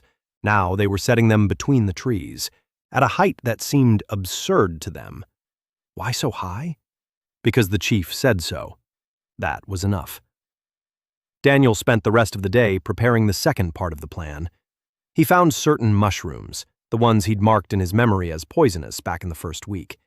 Bright, with a pungent smell, with white sap when cut. He didn't know the exact composition of the poison, but he knew the sap caused a burning sensation on the skin. He squeezed the sap into a hollowed-out nutshell. Then he coated the snare ropes with the sap. If the creature got into the noose and tried to tear it apart with its bare hands, the sap would get on its skin. It wouldn't kill it, but it would slow it down. Maybe. Night. Daniel sat in a tree 30 paces from the line of snares, alone, with a sharp stone in his hand. A stone against a creature with claws as long as his forearm. Ridiculous. But the stone wasn't a weapon. The stone was a last resort. The main weapons were the snares and his brain. The creature came an hour before dawn. Daniel heard it before he saw it, not the sound of footsteps, the sound of air. The creature was so massive that the air flowed around it with a quiet hiss. It moved along the trail, quickly, confidently. It didn't expect any obstacles. The first rope worked perfectly, the looped around its right leg.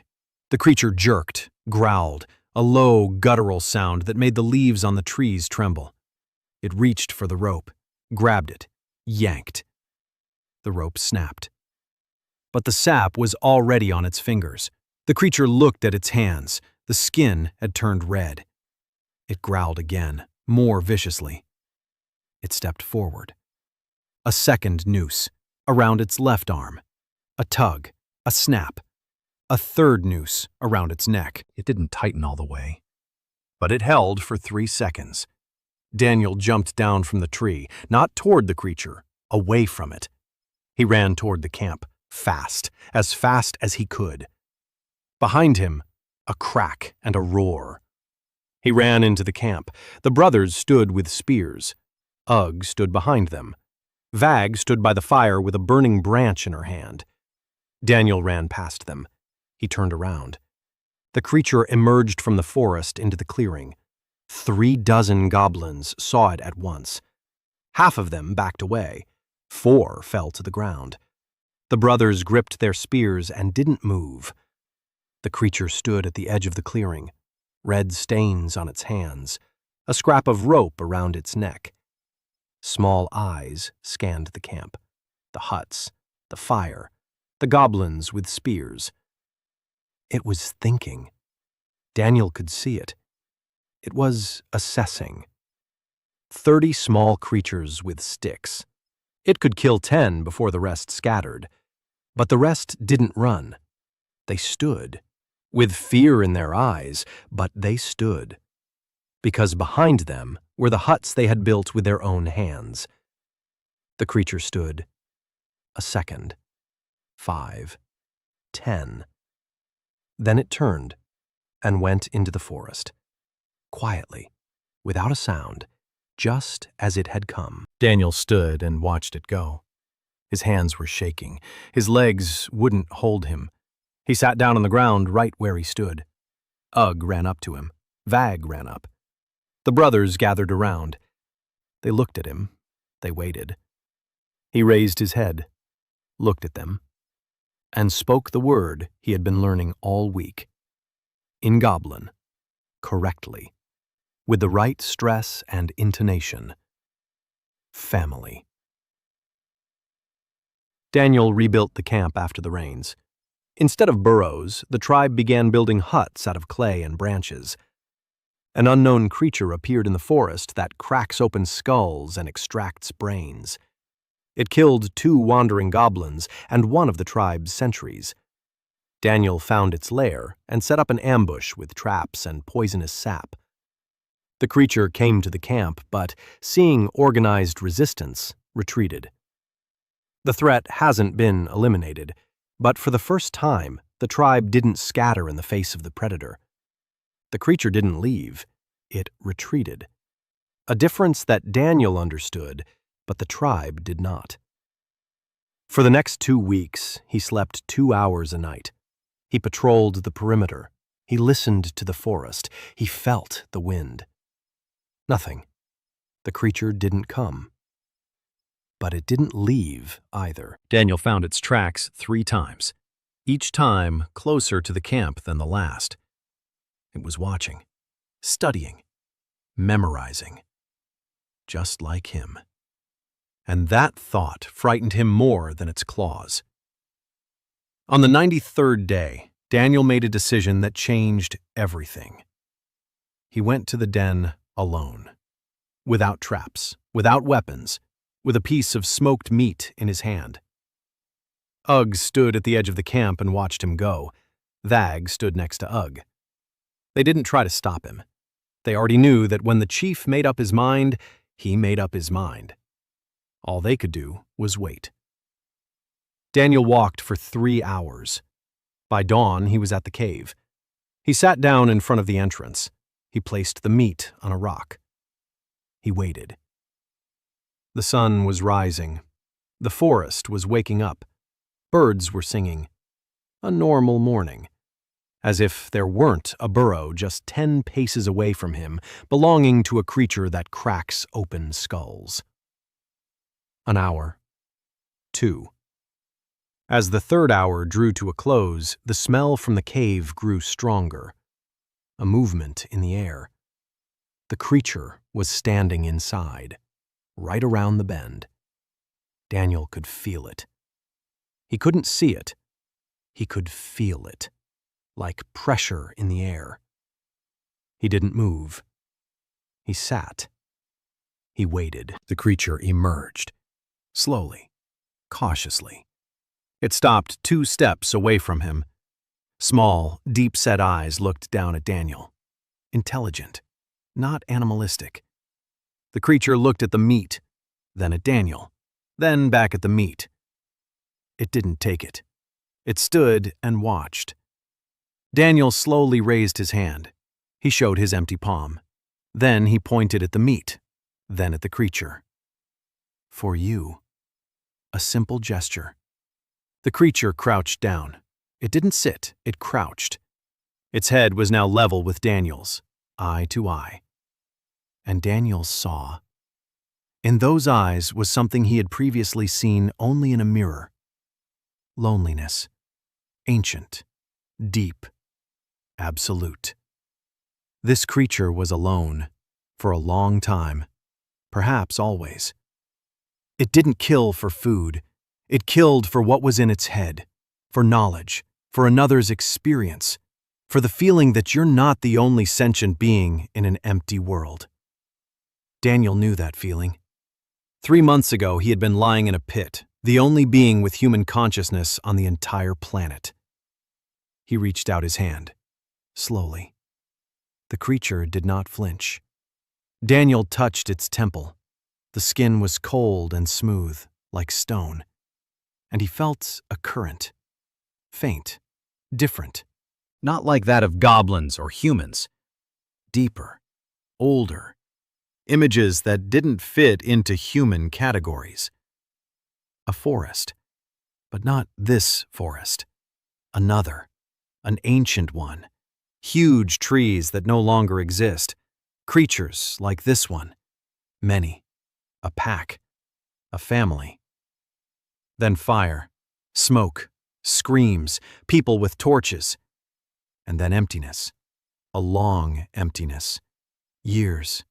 Decades. Alone. The last one. Daniel withdrew his hand. The creature looked at him. Something had changed in its eyes. Not trust, not yet trust. Recognition. It felt the touch on its mind and realized that the little green freak in front of it was doing the same thing it did. Taking from the mind. Only gentler, without claws, without blood. Daniel gestured, slowly, simple movements. You, there, far away, not here. Mine, don't touch. He pointed south, toward the camp, then crossed his arms. No. Then pointed north, toward the distant forest beyond the cliffs, then spread his arms. Yes, there. Hunt there, not here. The creature watched. Daniel didn't know if it understood the gestures, but it understood the tone, and it understood the intention. It was intelligent enough for that. The creature took the meat, slowly, with 3 fingers, brought it to its face, sniffed it, then put it in its mouth, chewed, swallowed, then stood up, looked down at Daniel, and left. To the north, not south, north. Daniel sat by the cave for another hour. Then he stood up. He walked back. His legs felt like cotton. His hands were shaking, but he walked and counted. He hadn't killed the creature. He hadn't driven it away. He had negotiated with it. With a creature that has no language, no culture, only intelligence and loneliness. And it left. Maybe for a day, maybe for a month, maybe forever. It didn't matter. What mattered was that he had tried a 3rd way. And the 3rd way had worked. Not perfectly, not forever, but for today. He returned to camp. The tribe was waiting. He looked at them, nodded. Safe. The same sound, the same exhalation of 30 creatures. He thought he could get used to this. And he was frightened by that thought. Habit is the beginning of self-confidence. And self-confidence in this world kills faster than any predator. The creature did not return. A week, 2, 3. Daniel stopped going out at night. He started sleeping 6 hours. His body was grateful. His brain was grateful. He could think long thoughts again. Plan. Build. On the 100th day, he began the project he'd been waiting for since day 1. A forge. Roe found stones. He always found stones. But this time, Daniel was looking for something specific. Iron ore. He didn't know what it looked like in this world, but he knew the principle. A heavy stone with a reddish tint that leaves a rusty streak if you run it across a white stone. Roe brought 23 stones in a week. 4 were suitable. Daniel set them aside. Now he needed fire. Hot fire. Much hotter than a campfire. He needed a furnace. He needed a bellows. He needed coal. Every step required knowledge he didn't have. And then he remembered. The poacher, that very one. The man in a fever whose mind he had read for hunting skills. Amid the chaos of images, there was something else, a fragment, a picture, a village smithy. A large man with a hammer, an anvil, leather bellows, a clay pipe. Daniel hadn't pulled that image out back then. He'd filtered it.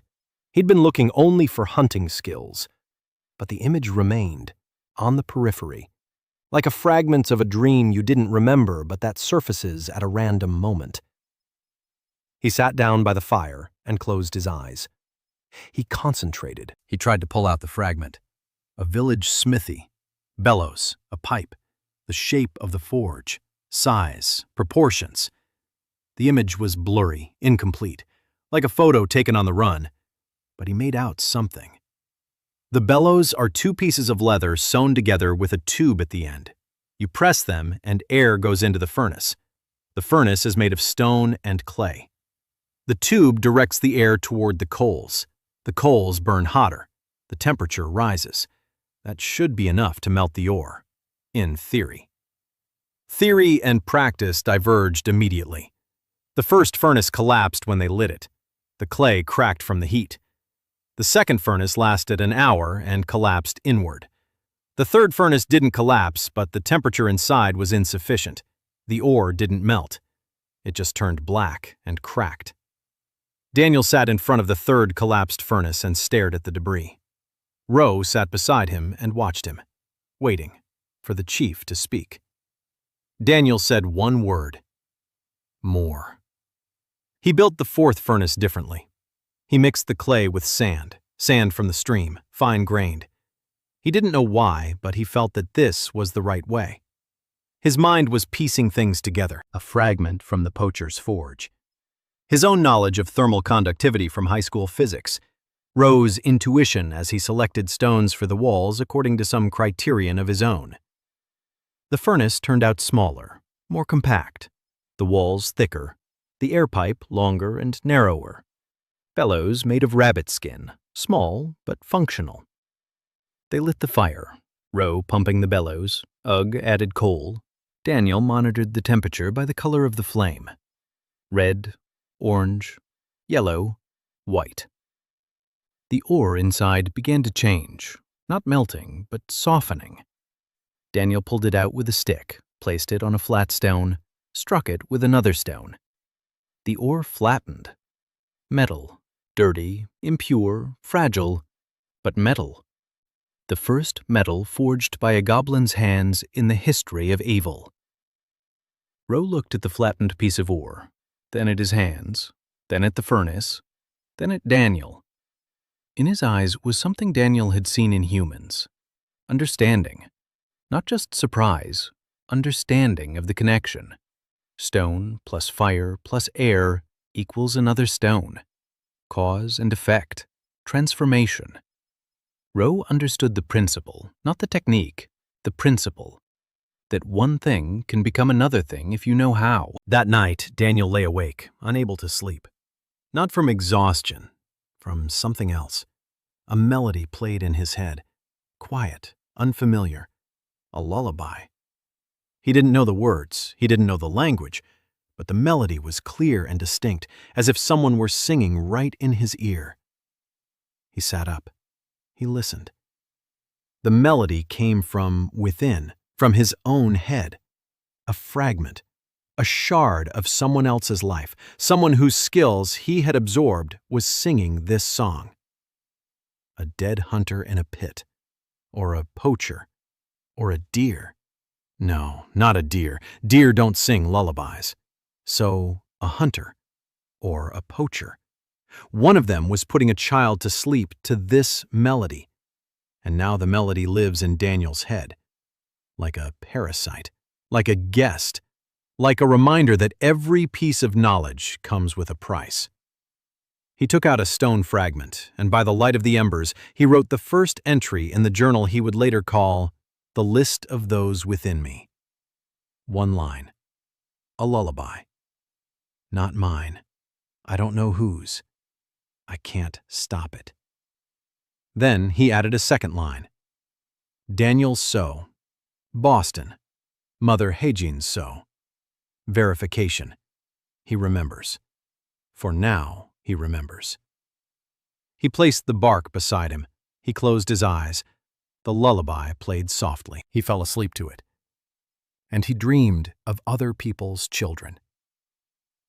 On the 120th day, Emily Vance arrived. She didn't come of her own free will. She fell into one of the traps the brothers had begun setting around the perimeter of the camp. A deep pit covered with branches and leaves, an old goblin technique that Daniel had improved upon. The bottom was lined with moss so the victim wouldn't get hurt. The walls were smooth and slippery with clay. It was impossible to climb out on her own. Daniel stood at the edge of the pit and looked down. A human woman, young, thin, in a leather jacket and pants, short, dark hair, a bow on her shoulder, a knife at her belt. She sat at the bottom and looked up. Her eyes were calm, not frightened. Evil. Quietly evil. Like a person who's grown accustomed to the world constantly doing nasty things to them and has stopped being surprised. She saw the green face above the pit, reached for the knife. Daniel raised his hands, empty palms. He ordered his brothers to lower a rope to her. They looked at him as if he were crazy. A human, in the pit. Just kill her and take the weapon. Daniel shook his head. The rope. The brothers obeyed. They lowered the rope. The woman looked at it, then at the goblins above. Then she grabbed the rope and started climbing up. When she climbed out, she stood among 6 goblins with spears and 1 small, unarmed goblin. Her hand rested on the hilt of a knife, muscles tense, ready for anything. Daniel pointed at the knife. Then he shook his head. Then he pointed at the fire in the center of the camp. Then at the bowl next to the fire. Food. For you. The woman didn't move. She looked at him. He could see her counting. 6 with spears, 20 more in the camp. 1 bow, 12 arrows. She could kill 4 before they got to her. Daniel knew that calculation. He saw it in her eyes. Cold, professional. She was a hunter, not an amateur, a professional. He took a step toward her, slowly. She tensed. He held out his hand, a small green hand with webbing between the fingers, palm up, not for a handshake, to show. An empty palm, no weapon, no threat. She looked at his hand, then at his eyes, and he saw something flicker across her face. Not fear, not anger, confusion. Because goblins don't hold out their hands. Goblins don't show empty palms. Goblins attack. They screech, they bite, they die. They don't do what this little green freak in front of her was doing. She took her hand off the knife, slowly. Not because she trusted him, because curiosity proved stronger than caution. Daniel turned and walked toward the fire. She followed him, 4 steps behind, her hand still near the knife but not on it. The next 3 days were the strangest of Emily Vance's life. Daniel knew this because he watched her every minute. She sat by the fire and ate boiled meat with mushrooms from a clay bowl. She watched the goblins work, how they built a hut, how Ro pumped the bellows by the stove, how Ugg taught the 2 younger ones to set a trap, how Vag quietly explained something to a female goblin using gestures. Emily watched and couldn't fit what she saw into picture of the world she knew. Goblins don't build. Goblins don't teach. Goblins don't eat from bowls. Goblins are pests that are exterminated for 2 pennies a pair of ears. But these goblins were living. They didn't just exist. They were living. On the 2nd day, she spoke, in the common language of Aval. Daniel understood it, not entirely, fragments. He read the remnants of this language from the poacher's brain, scattered words and phrases, but enough to grasp the meaning. She asked who he was, not what, who. Daniel pointed to himself. Grain. She repeated, grain. Then she asked where it came from, where the huts came from, where the smithy came from, where the order came from. Daniel couldn't explain. He lacked the words. He pointed to his head. From here. On the 3rd day, she saw him repairing the bow. Not his, hers.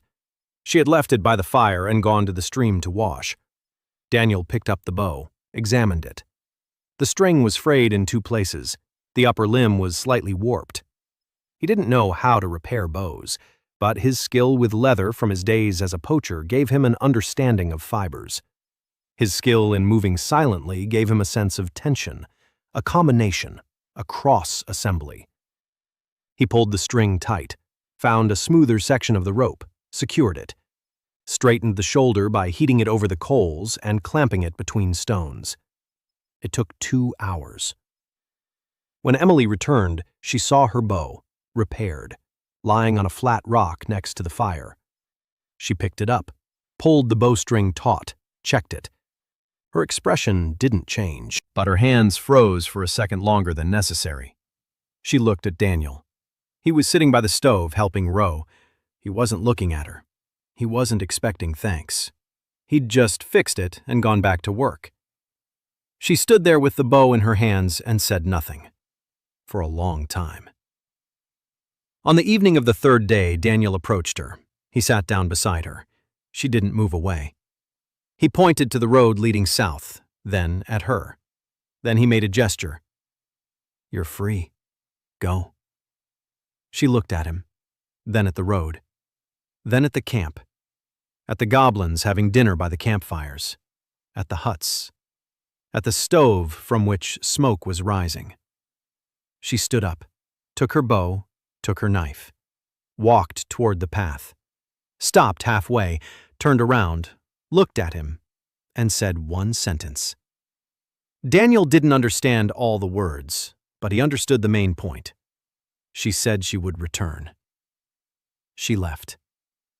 Daniel stood at the edge of the camp and watched her go. The first person he had let go. The first contact. She would tell someone, somewhere, about the goblin camp with huts and a smithy. No one would believe her. Not yet. But she would remember. And someday, it would matter. He returned to the fire. Hat was sitting in her spot with her pipe. She was looking at him. Then she said something in Old Goblin. Daniel didn't understand. He asked her to repeat it. Hat repeated it. Slowly. He made out 2 words out of 5. Stupid, brave. He smiled. His lips had finally learned that movement. Hat snorted. She exhaled smoke, but the corners of her mouth twitched. Maybe he was imagining it. That night he sat with the bark and the stone and wrote. Not a diary, not a list. Words. Human words he'd memorized from Emily. 23 words in 3 days. Who, where, why, house, fire, bow, arrow, meat, water, yes, no. He wrote them down with his symbols, mnemonic symbols that only he could read. It wasn't an alphabet, it was a storage system. But in 6 months, it would become an alphabet. And in a year, it would become the first goblin writing system. 23 words. Daniel looked at the bark and thought. Language is a bridge. The most important tool of all that he could create.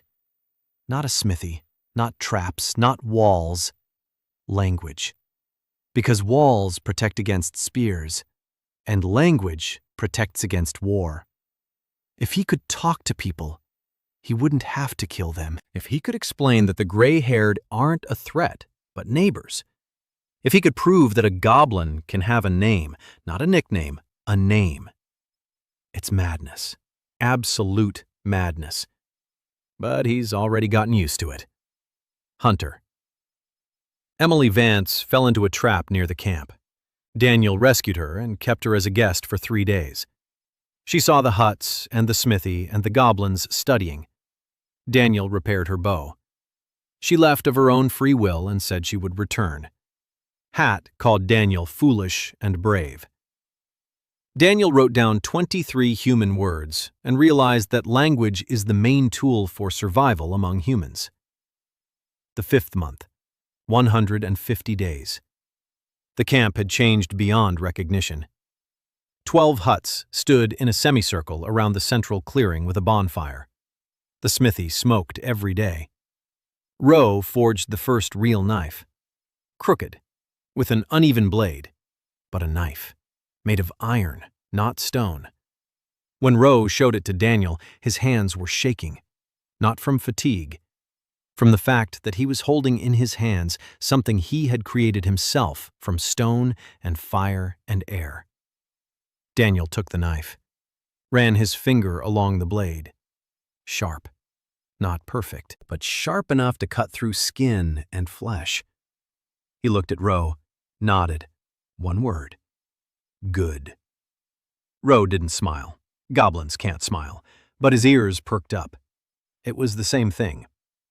Daniel started his next project, a vegetable garden. Lily Song wasn't in his life yet. He didn't know that in 6 months, the half-elf herbalist would make his gardens 10 times better. For now, he worked with what he had. Knowledge from his high school biology class, the Vag's observations of plants, and common sense. He cleared a patch of land 20 paces from the camp. South side, more sun, near a stream, water. He didn't know what grew in this world, but he'd seen wild carrots in the forest, and something resembling a turnip, and berry bushes. He dug up the wild roots with clumps of soil and transplanted them to the cleared patch. He watered them. He waited. A week later, 2 of the 10 roots had sprouted new shoots. The other 8 had rotted. A 20% survival rate. Terrible by any farmer's standards. Wonderful by the standards of a goblin who had never seen a vegetable garden in his life. Daniel planted 20 more roots. 4 survived. A month later, he had 6 growing bushes. This isn't a vegetable garden. It's an experiment. But an experiment that feeds you. Vag became the gardener. It just happened. She came every morning, checked the plants, watered them, pulled weeds, not because Daniel asked her to, because it was the first place in the world that was hers. Not his, not the tribe's. Hers. She knew every bush, every leaf, every root. And one morning, Daniel found her talking to the plants, quietly, in Goblin. She was whispering something to a wild carrot bush, and the bush looked better than the ones next to it. Daniel chalked it up to a coincidence. Then a second time. Then a third. The 4th time, he stopped dismissing it and started watching. Vag was doing something he didn't understand, something that worked but didn't fit into any model he knew. He jotted it down on a separate piece of bark, a question for later. On the 160th day, problems with the chieftain arose. Daniel had been expecting them. He just didn't know exactly when. For 3 months, the chieftain had eaten the best cut of meat, listened to advice, and done what the little green advisor told him. But the chieftain hadn't gotten any dumber just because he was better fed. He saw how the tribe was changing. He saw the goblins coming to Daniel instead of him. He saw his brothers listening to the little one instead of the big one. He saw that even Hat had stopped scolding the outsider. And the chieftain realized a simple thing. He was being replaced. Slowly, quietly, without bloodshed. But he was being replaced. He attacked at night, not Daniel, Ugg, the weakest link. Ugg was sleeping in the hut. The leader entered, grabbed him by the throat, lifted him up, slammed him against the wall. Ugg wheezed. He couldn't scream. The leader growled quietly, words that Daniel already understood. Mine. Tribe. Mine. You are nothing. He is nothing. Everyone is nothing. Mine. Daniel woke up to the sound of the blow. He ran out of his hut. He saw it. The leader stood over Ugg. Ugg lay on the ground, blood from his shattered face. Daniel didn't think. For the first time in all his time in this world, he didn't think. He acted. He ran up to the leader. He stood between him and Ugg. The leader looked down at him, bared his teeth, raised a paw. Daniel didn't back down. He stood there, small, skinny, unarmed, before a creature that weighed 4 times as much and could snap his neck with a single movement. He stood because Ugg lay behind him. Ugg, who had drunk water from his hands on the first day. Ugg, who had kept watch while he slept. Ugg, who had brought a flower to the grave of a stranger's child. The leader struck, with an open palm. Daniel flew back 3 steps.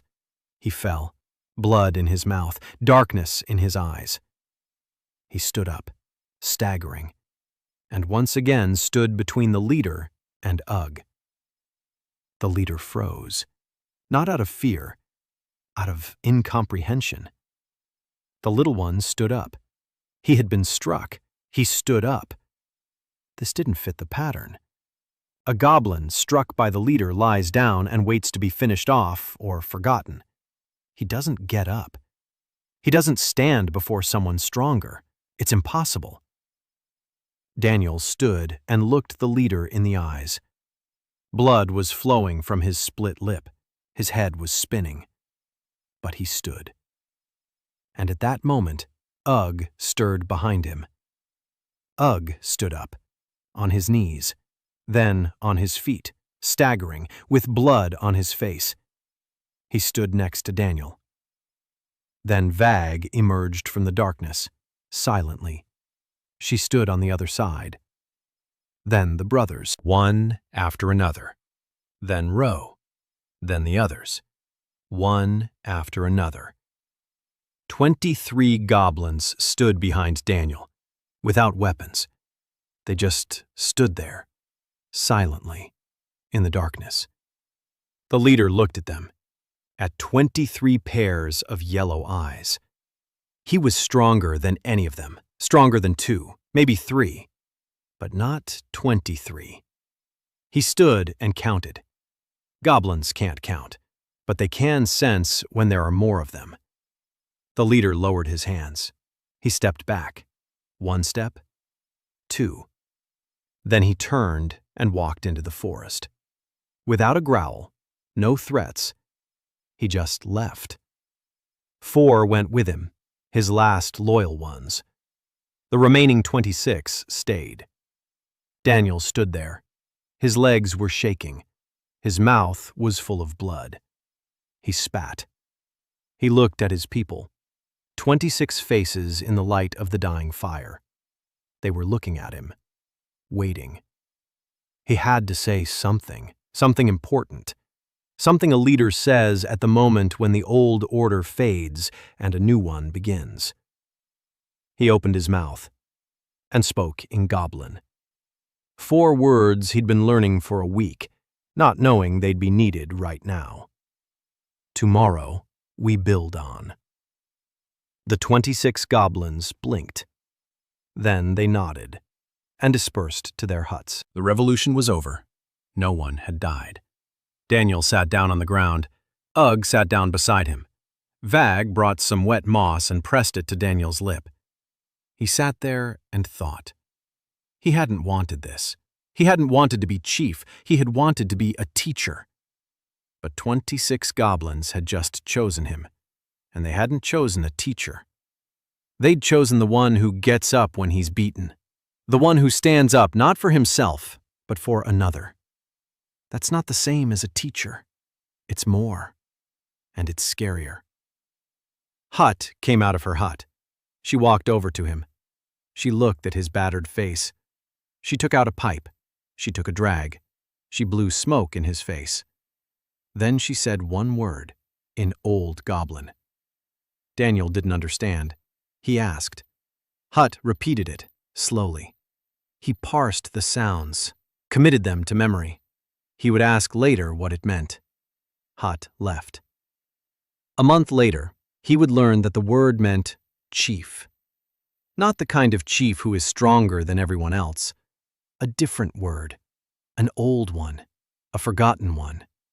A chief who feels everyone's pain. There was no goblin equivalent in the modern language. Hut had pulled it from the depths of her memory, from that well from which she drew words only for Daniel. The 6th month, 180 days. Daniel stood on a hill above the camp and looked down. He did this every morning. He counted. 12 hours. The smithy with a chimney from which smoke rose constantly. The vegetable garden with 20 bushes. The meat drying rack. The storage shed for mushrooms and roots. The training ground, where he taught the goblins words and gestures every evening. 38 goblins. 12 had joined over the last month. Strays from other tribes. They came drawn by the smell of smoke and the smell of food, and stayed because here they weren't beaten, and were fed in turn rather than by the law of the strongest. Grain Hall. He hadn't named it that yet. That name would come later. But the place was already something more than just a camp. That morning he was waiting for Emily. She had promised to return. 2 months had passed. He didn't know if she would come. Didn't know if she was alive. A hunter in a wild world. Anything could happen. But every morning he climbed the hill and looked toward the southern trail. A habit. A foolish one. Sentimental. Completely out of character for a creature who decides every day whether his tribe will survive tomorrow. But he climbed up and watched. On the 182nd day, she came. Not alone. A girl was with her, small, slender, with huge eyes and hands that never stopped moving. She touched everything, leaves, twigs, bark, her own hair. Her hands had a life of their own. Emily walked ahead, calmly, confidently, along the path she had memorized on her first try. The girl scurried behind her, glancing back every 3 steps. Daniel came down the hill. He stepped out to meet them. Emily stopped. She looked at him, then at the camp behind him. Her face didn't change, but her eyes lingered on the new huts, on the smoke from the forge, on the vegetable garden. She nodded, once, as if she were saying it to herself, so it wasn't her imagination. Then she pointed to the girl behind her and said a name.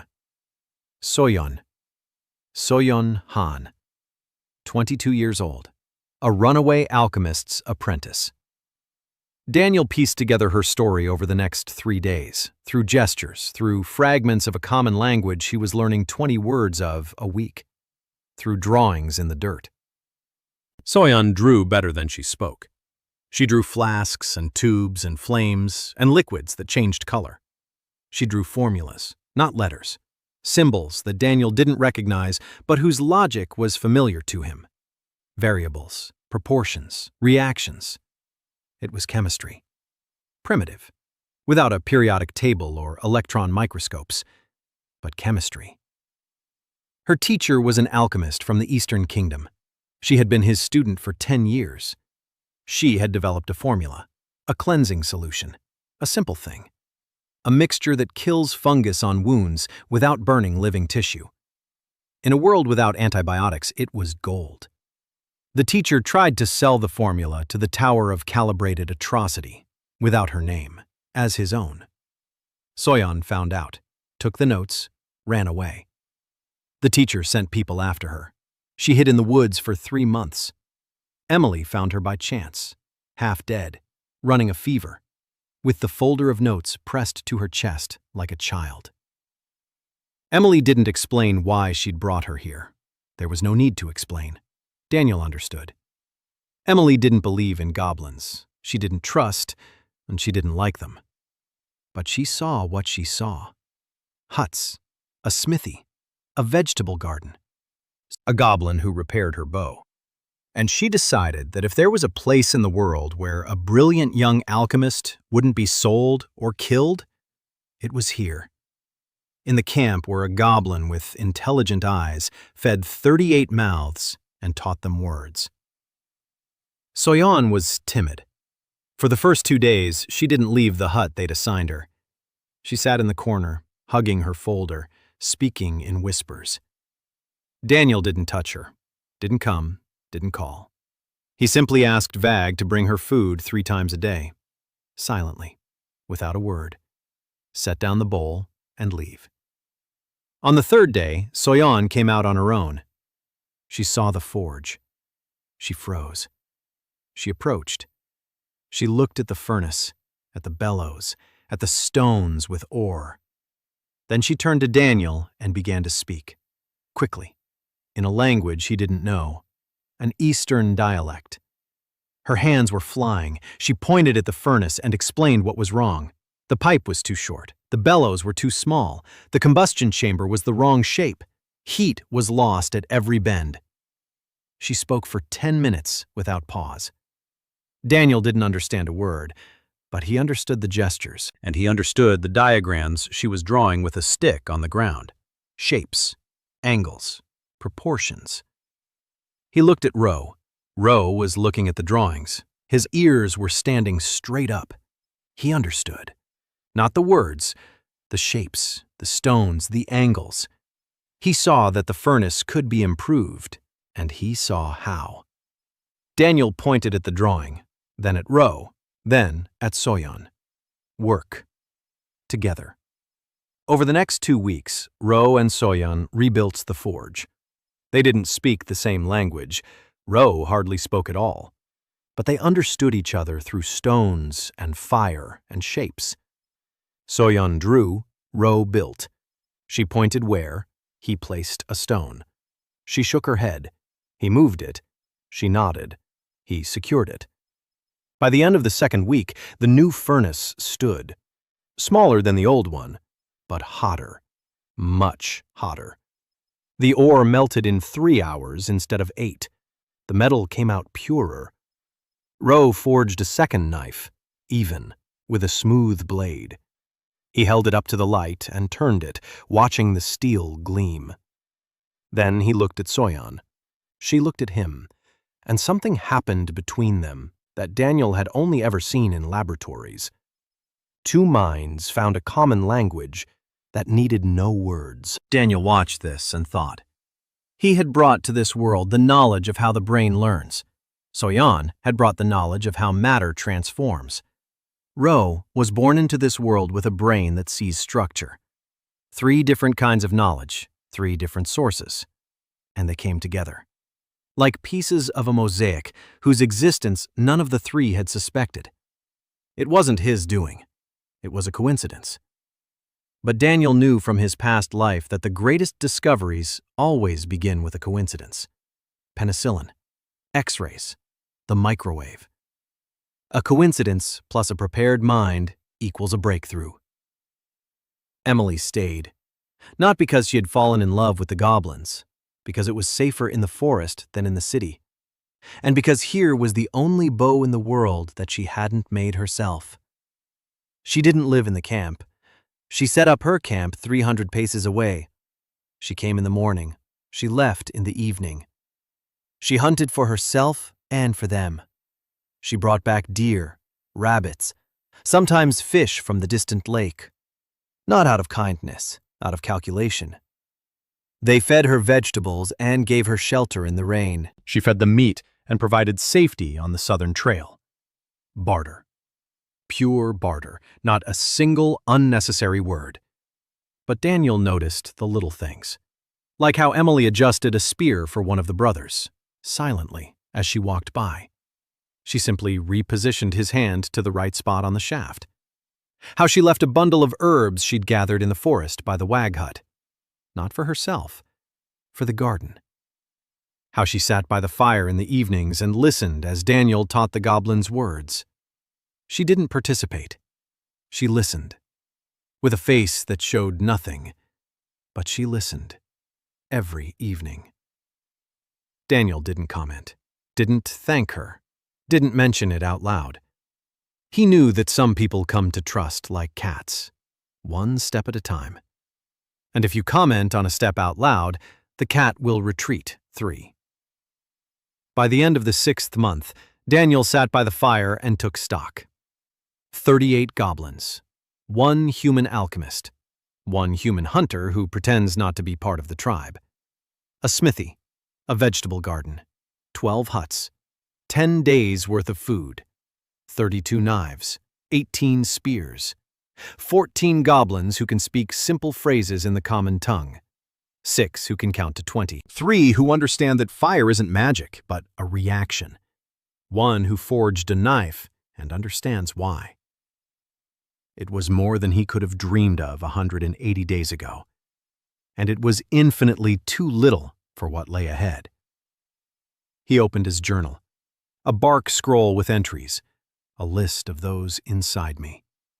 3 lines, a lullaby, the habit of scratching the bridge of his nose, the way of holding a knife with the blade away from himself. 3 shards of other people's lives in his head. 3 habits that did not belong to Daniel So of Boston.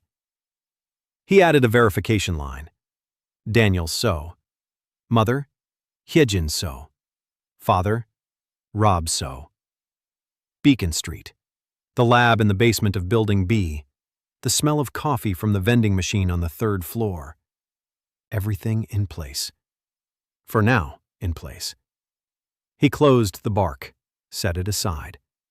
And for the first time in 6 months, he allowed himself to think that maybe this wasn't a punishment. Maybe it was a chance. A second chance. Given to someone who hadn't even asked for it. He didn't know why. He didn't know from whom. But he was going to make the most of it until the very last day. No matter how long or short that last day turned out to be. Emily returned and brought Soyeon Han with her, the alchemist's runaway apprentice with her formulas and knowledge of chemistry. Soyeon and Ro rebuilt the forge and forged the first high-quality knife. Emily stayed near the camp as a hunter and an unofficial defender. By the end of the 6th month, the camp had grown to 38 goblins, with a smithy, a vegetable garden, and 2 humans.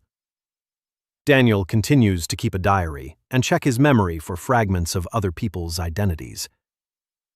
The 8th month, 240 days. Daniel stood on the wall, a real wall, a stone wall, 1.5 times his height. Ro had built it over 6 weeks, stone upon stone, clay between them, a moat outside, knee-deep. Not a fortress, a fence, but a fence that speaks to everyone who approaches. Those who know how to build live here. Grain Hall. The name came on its own. Hat said it one evening by the fire. Grain and Hall. Grain's house. Daniel wanted to object that it wasn't his house, but theirs, but he kept quiet. The name had already stuck. 46 goblins repeated it every day. Grain Hall, our home. Branwen Orr appeared on the 243rd day. She didn't come. She crawled along the southern path, dragging a sword behind her with her only left hand. Her right hand was gone. The stump above the elbow was bandaged with dirty cloth. The blood had long since dried. The wound was old, 3 weeks, but infected. Fever, delirium. She was muttering orders to invisible soldiers. Fall in, left flank, shields up. Emily found her first, dragged her to camp on a stretcher made of branches. Soyeon examined the wound. She shook her head. The infection runs deep. It needs to be cleaned. She needs her cleansing solution, which she didn't have because she didn't have the ingredients. Daniel looked at her. She looked at him, then at the forest. Then she began to list them. White tree bark, a root with red veins, conifer resin, moss from the shadow of a rock. Vog listened. She didn't speak, but she nodded. She stood up. She went into the forest. She returned 4 hours later, with every ingredient on the list. Soyeon looked at her, then at the bundles of herbs and bark in her hands. And for the first time since she'd been in Grain Hall, Soyeon wasn't whispering. She was speaking in a normal voice. How? How did you find them? Vog didn't answer. She pointed at the forest. She pointed at her nose. She pointed at the grass. Then she shrugged. I just know. Soyeon brewed the solution all night. A flask made of fired clay. Not perfect, but it worked. Daniel helped. He held the flask. He adjusted the fire. Not because he understood alchemy, because Soyeon's hands were shaking from exhaustion, and someone had to hold it. By morning, the solution was ready.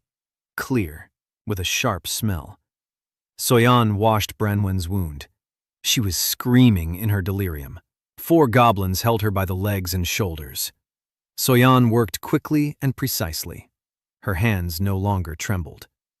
When the task required precision, Soyeon became a different person. Not a timid girl, a surgeon. Branwen came to on the 3rd day. She opened her eyes. She saw a ceiling made of poles and leaves. She turned her head. She saw a green face with large ears. Ro was sitting nearby, sorting stones. Branwen looked at him, then at the stump of her right arm, then back at the green face. And she spoke her first words in Grainhall. She asked where she was and why she was alive. Ro looked at her. He didn't answer. He stood up. He left. He returned with Daniel. Daniel sat down next to her, a small green goblin next to a large human woman. She looked down on him even while lying down. He spoke, in the common tongue. In 8 months, he had mastered it enough to form simple sentences. Slowly, with an accent, with pauses between words, but clearly. He explained where she was, what kind of place this was, who they were. She listened. Her expression didn't change. When he finished, she was silent for a minute. Then she asked one thing. "Why did you save me?" Daniel answered. "Because we could." Branwen stayed, not out of gratitude, out of practicality. She had nowhere else to go. The order she served had declared her a deserter. The village she refused to execute was burned down anyway. Her own commander cut off her hand for disobeying an order. She was alone, without a hand, without a home, without a purpose. Grainhall wasn't home, but it was a place where she wasn't judged for refusing to kill. A week later, Branwen began training the goblins. Daniel didn't ask. She did it on her own. She got up in the morning, went out to the training ground, looked at the brothers poking their spears into a sack stuffed with grass. She walked over, took the spear from the older brother, with one hand, demonstrated the stance, demonstrated the strike, demonstrated the block. The brothers stared at her with their mouths agape. They had never seen a real warrior move. They thought fighting was just swinging a stick. Branwen showed them that fighting is geometry.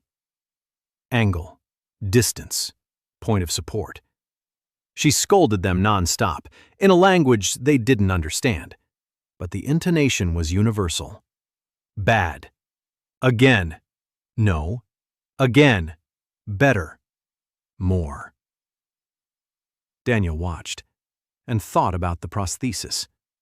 An arm. She needs an arm. Not a real one, an artificial one. He didn't know how to make a prosthesis, but he knew the anatomy of the shoulder joint. It was in his head from his past life. A neuroanatomy course. The shoulder joint. 3 degrees of freedom. Rotation, abduction, flexion. He knew how the muscles worked that Branwen no longer had. And he knew that if he attached a rigid structure to the stump and gave it at least 1 degree of freedom, it would already be a functional arm. Not alive, but functional. He went to Ro, then to Soyon, then to Branwen. He explained his part of the task to each of them. Ro needed to forge 3 parts. Soyon needed to calculate the length and weight. Branwen needed to show the stump and explain what hurt and what didn't. 3 days of measurements, 5 days of forging, 2 days of fitting. Daniel sat nearby and directed. Wider here, narrower here. This bend isn't needed. This one needs to be more pronounced. The grip angle must be such that she can hold the sword not by squeezing, but by locking it in place. Because she has no fingers to squeeze. But she has a shoulder to press with. The prosthesis was ugly. An iron tube with a bent end. It was secured with leather straps. The grip was designed to fit her shoulder joint. Branwen put it on. She fastened the straps. She raised her arm, lowered it, raised it. She took the sword. She didn't grip it. She locked it in place. She raised it. She struck the bag of grass. The bag burst. The grass scattered. Branwen stood with the sword in her iron hand and looked at it for a long time. Then she looked at Daniel, at Ro, at Soyon. And she said quietly 3 words. Daniel remembered them. She said they had made her a hand with which she could not kill. Then she turned away, quickly. But Daniel saw. Her shoulders were shaking. Once, briefly. Then she straightened up and went to train the brothers. On the 260th day, the first news from the outside world arrived. Emily brought it. She had gone to the village for salt and overheard some talk. Baron Helbrook knew about Grainhall. The hunters whom Daniel had tricked with false trails had reported.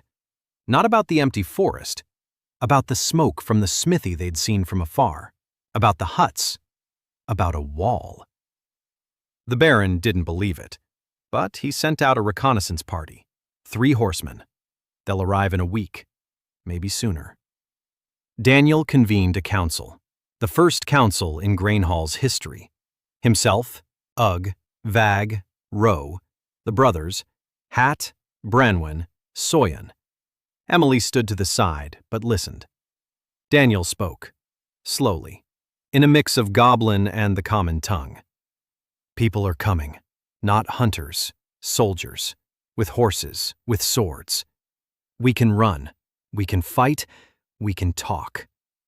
He looked at everyone. Branwen said to fight. Emily said to run. Hat said the spirits would decide. Ugg looked at Daniel and said nothing. He was waiting to hear what the chief would say. Daniel said to talk, and to get ready to fight in case the talk didn't work. Branwen nodded. She understood that. It was the military way.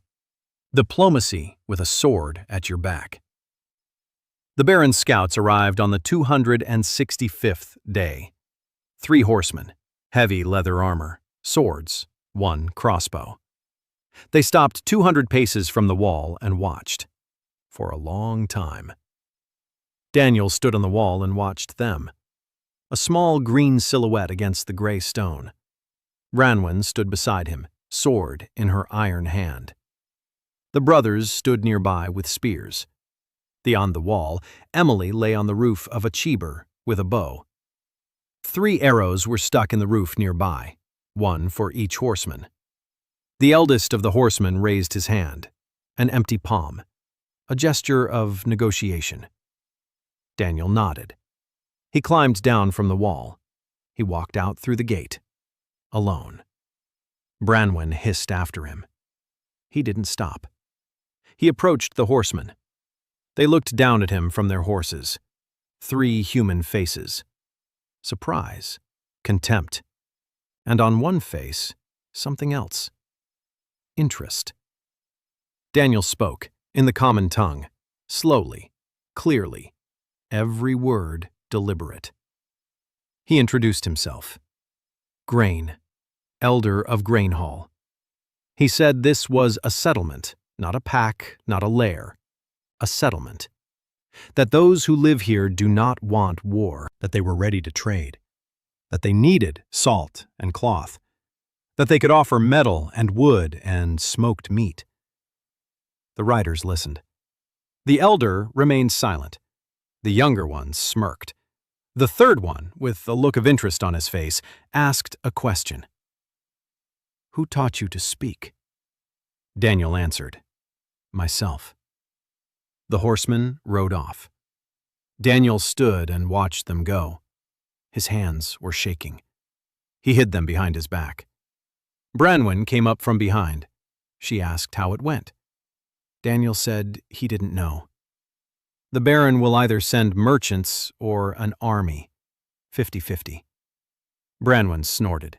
She knew the Barons. She said it would be an army. Daniel looked at her, then at the wall, then at the forest, and said that meant they needed a bigger wall. For the next 30 days, Grainhall prepared. Not for war, for a siege. Daniel knew the difference. War is when you go out to kill. A siege is when you wait and survive. The goblins couldn't win a war against the barony. 60 goblins against mounted knights with crossbows? That's suicide. But they could survive a siege. If the walls are strong. If there are enough supplies. If everyone knows their place. Daniel spent a week drawing up a plan, on bark, with symbols. Every hut is numbered. Every goblin was assigned a position. Who would be on the wall? Who at the gate? Who in the infirmary? Who would put out the fire if they were set ablaze? Who carries water? Who feeds the young? Every detail. Branwen trained the fighters from dawn till dusk. 15 goblins with spears, 10 with slings, 5 with bows that Emily made from ash wood. Small, weak, at 20 paces. But if they hit a gap in the armor, that's enough. Branwen wasn't turning them into knights. She was turning them into a wall. Stop. Hold. Don't run. 3 commands, 3 movements. That's all it takes. Soyeon had prepared something else. Smoke bombs.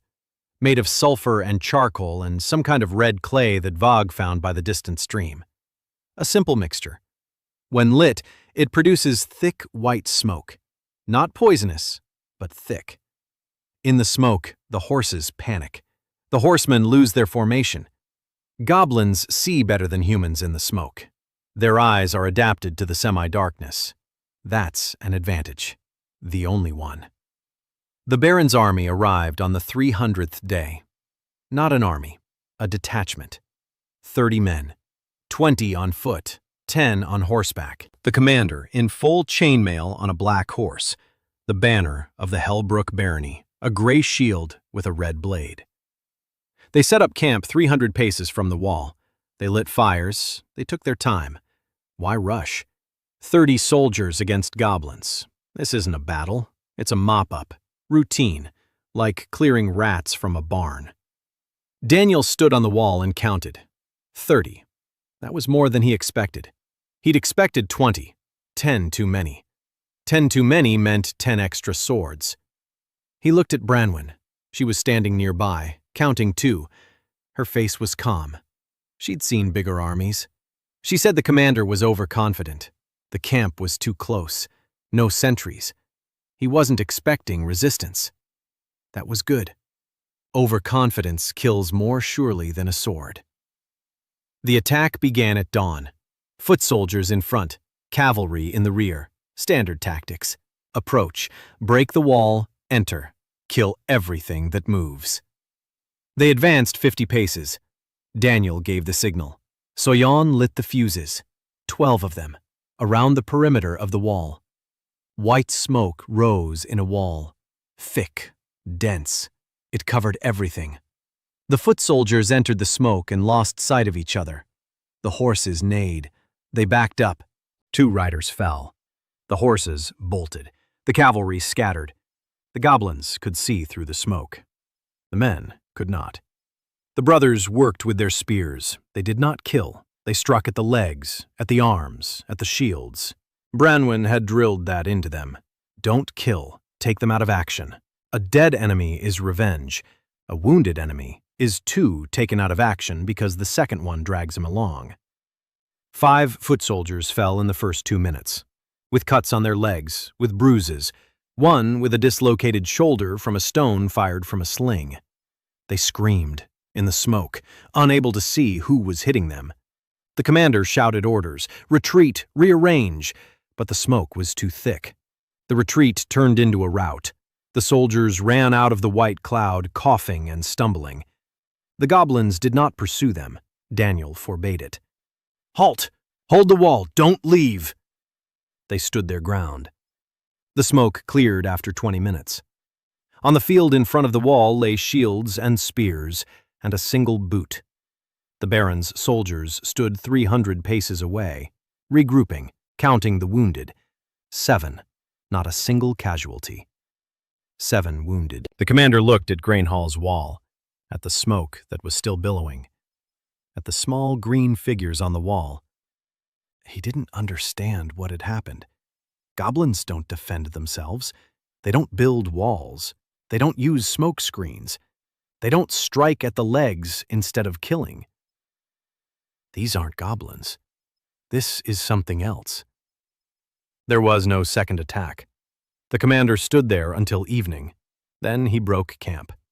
He led the squad south, with 7 wounded on stretchers, not a single dead. Daniel stood on the wall and watched them go. His brothers stood nearby. Vag, Ro. Hat came out of the hut and stood below. She looked at the wall, at the goblins on the wall, at the little chieftain in the center. And Daniel saw something in her eyes he hadn't seen before. Not fear, not surprise. Pride. The old shaman was proud. Not of them. Of them. Of everyone. But Daniel wasn't celebrating. He knew this was only the beginning. The Baron would send more. Next time, not 30, 100, or 200. And smoke bombs won't help against 200. He needed allies. Real ones. Not wandering goblins or runaway alchemists. He needed someone to stand between him and the barony. A buffer. A mediator. Someone people would listen to. Emily. She was standing on the roof of the hut with a bow, watching the departing squad. Daniel climbed up to her, sat down beside her. They were silent.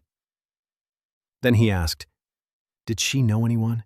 Someone among the people, someone who didn't hate goblins, or at least hated them less than the Baron. Emily was silent for a long time. Then she said one word, a name. Half-elves. A forest community west of the gray-haired thicket. Outcasts just like them. Maybe they'll talk. The Baron's scouts had surveyed Grainhall and left. Daniel had spent a month preparing the defenses. An army of 30 soldiers attacked on the 300th day. Daniel used Soyan's smoke bombs and Branwen's tactics to repel the attack without a single casualty on either side. The Baron retreated, but will return with a larger force. Emily suggested seeking an alliance with the forest community of exiled half-elves. Lily Song found the half-elves. More precisely, Lily found them, and they found Grainhall. She appeared on the 310th day, alone, unarmed, with a bouquet of wildflowers in her hands. She was walking along the southern path and singing, loudly, out of tune, in a language no one in the camp knew. A sentry on the wall saw her and was taken aback. Not a human, not a goblin. Tall, slender, long, rounded ears, not like those of pure-blooded elves. A half-elf. Green eyes, blonde hair. She looked 19. In reality, she might be older. Half-elves age more slowly than humans.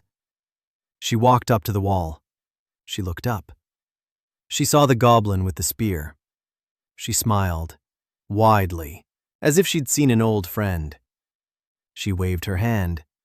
The goblin on the wall didn't know what to do. He looked around. Daniel was already walking toward the gate. He opened the gate. He stepped out. Lily looked down at him. She was 3 times his height. She crouched down. She held out the flowers to him, and she said in the common tongue that her community had heard about a place where goblins build houses and cook soup, and that the elder had sent her to take a look, and that the flowers were a gift because it's rude to come to a stranger's house empty-handed. Daniel took the flowers. He looked at them, then at Lily, then at the flowers. It was the first gift he had received in this world.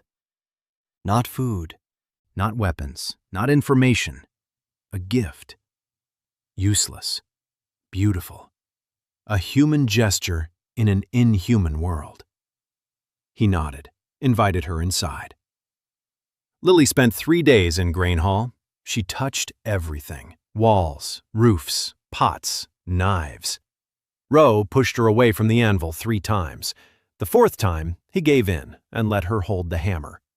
She struck the workpiece once. Crooked, but with such enthusiasm that Ro forgave her for the dent in his best strip of iron.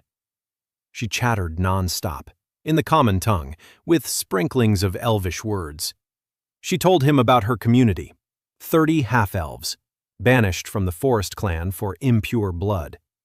They live in the thicket to the west. They hunt, they gather herbs, they trade with humans through middlemen. They fear humans. They fear elves even more. They trust no one. But Lily trusted her, not because she was foolish, but because she was the kind of person who believes first and figures things out later. She saw the vegetable garden and her eyes lit up. She crouched down next to a row and started talking to the plants. Literally. She leaned toward a wild carrot bush and whispered something. The bush stirred.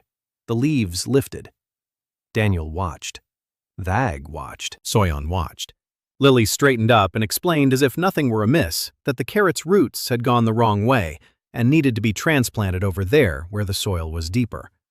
And that bush over there was sick because a weed was growing next to it that was sucking all the iron out of the ground. Daniel listened. Vag listened. Then Vag walked over to Lily. She stood beside her. She pointed to another bush. Lily crouched down. She listened. She nodded. She began explaining something to Vag in a mixture of the common language and gestures. Vag nodded. Her eyes were alive, shining. For the first time since she had buried her child, Vag looked like a being with a future, not just a past.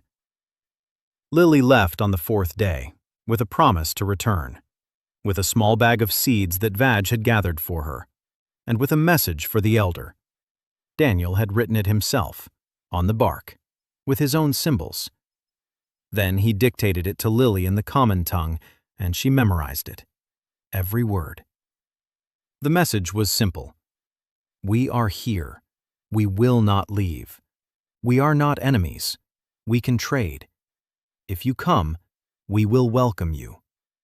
If you do not come, we will understand. But we are here, and we'll stay. The half-elves came 2 weeks later. Not all of them, 5, with an elder. An old half-elf with silver hair and a scar across his left eye. He surveyed Grainhall in silence. The wall, the smithy, the garden, the huts. The goblins working, talking, and eating from their bowls. He stood there for an hour. Then he turned to Daniel and said it was impossible. Daniel replied that he heard that every day. The elder didn't smile, but the corner of his mouth twitched. He said the community was ready to trade. Herbs and cloth in exchange for metal and meat. Daniel nodded. Then he added, not just trade. If the Baron comes again, he'll need help. Not fighters, information, a warning, eyes in the forest. The elder thought for a long time. Then he said that half-elves don't fight for others. Daniel replied that he wasn't asking them to fight, he was asking them to watch. The elder nodded. They could watch. The first trading Saturday took place on the 330th day. 5 half-elves and 8 goblins, on a neutral clearing between the two territories. The goblins brought knives and smoked and wooden bowls that Ro had started carving in his spare time. The half-elves brought herbs and cloth and rope and salt. Daniel stood to the side and watched. Lily stood nearby and translated, though there was almost no need to translate. Trading doesn't require a large vocabulary. This, that much. No, that much. Yes. By evening, the goblins returned to Grainhall with salt and cloth. For the first time, Vag unfolded the cloth. She touched it. Rough, gray, ugly. But cloth. Not hide, not leaves. Cloth. She pressed it to her face and stood like that for a minute, silently. Daniel didn't look. He turned away. Gave her a minute. On the 350th day, Daniel absorbed a skill from a human for the first time, consciously and with consent. Branwen. She offered it herself. She had seen how he worked, seen how he taught the goblins things he couldn't possibly know. She asked directly, "You take it from their heads?" Daniel didn't deny it. Yes. She nodded. Then she held out her hand. She said, "Take it." She needed him to understand tactics, not textbook tactics, combat tactics. How units move, how formations work, how to read the battlefield. She couldn't explain it with words. It's too complicated, too many variables. But she could show him in her mind. Daniel touched her temple. Branwen closed her eyes. He asked, mentally, formation, defense, flank.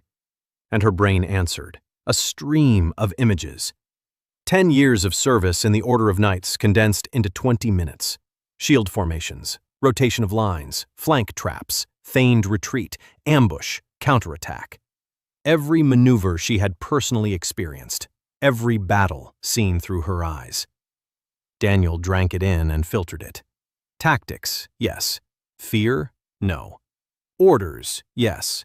Hatred, no. Troop movements, yes. The faces of the dead, no. When he removed his hand, Branwen opened her eyes. She looked at him.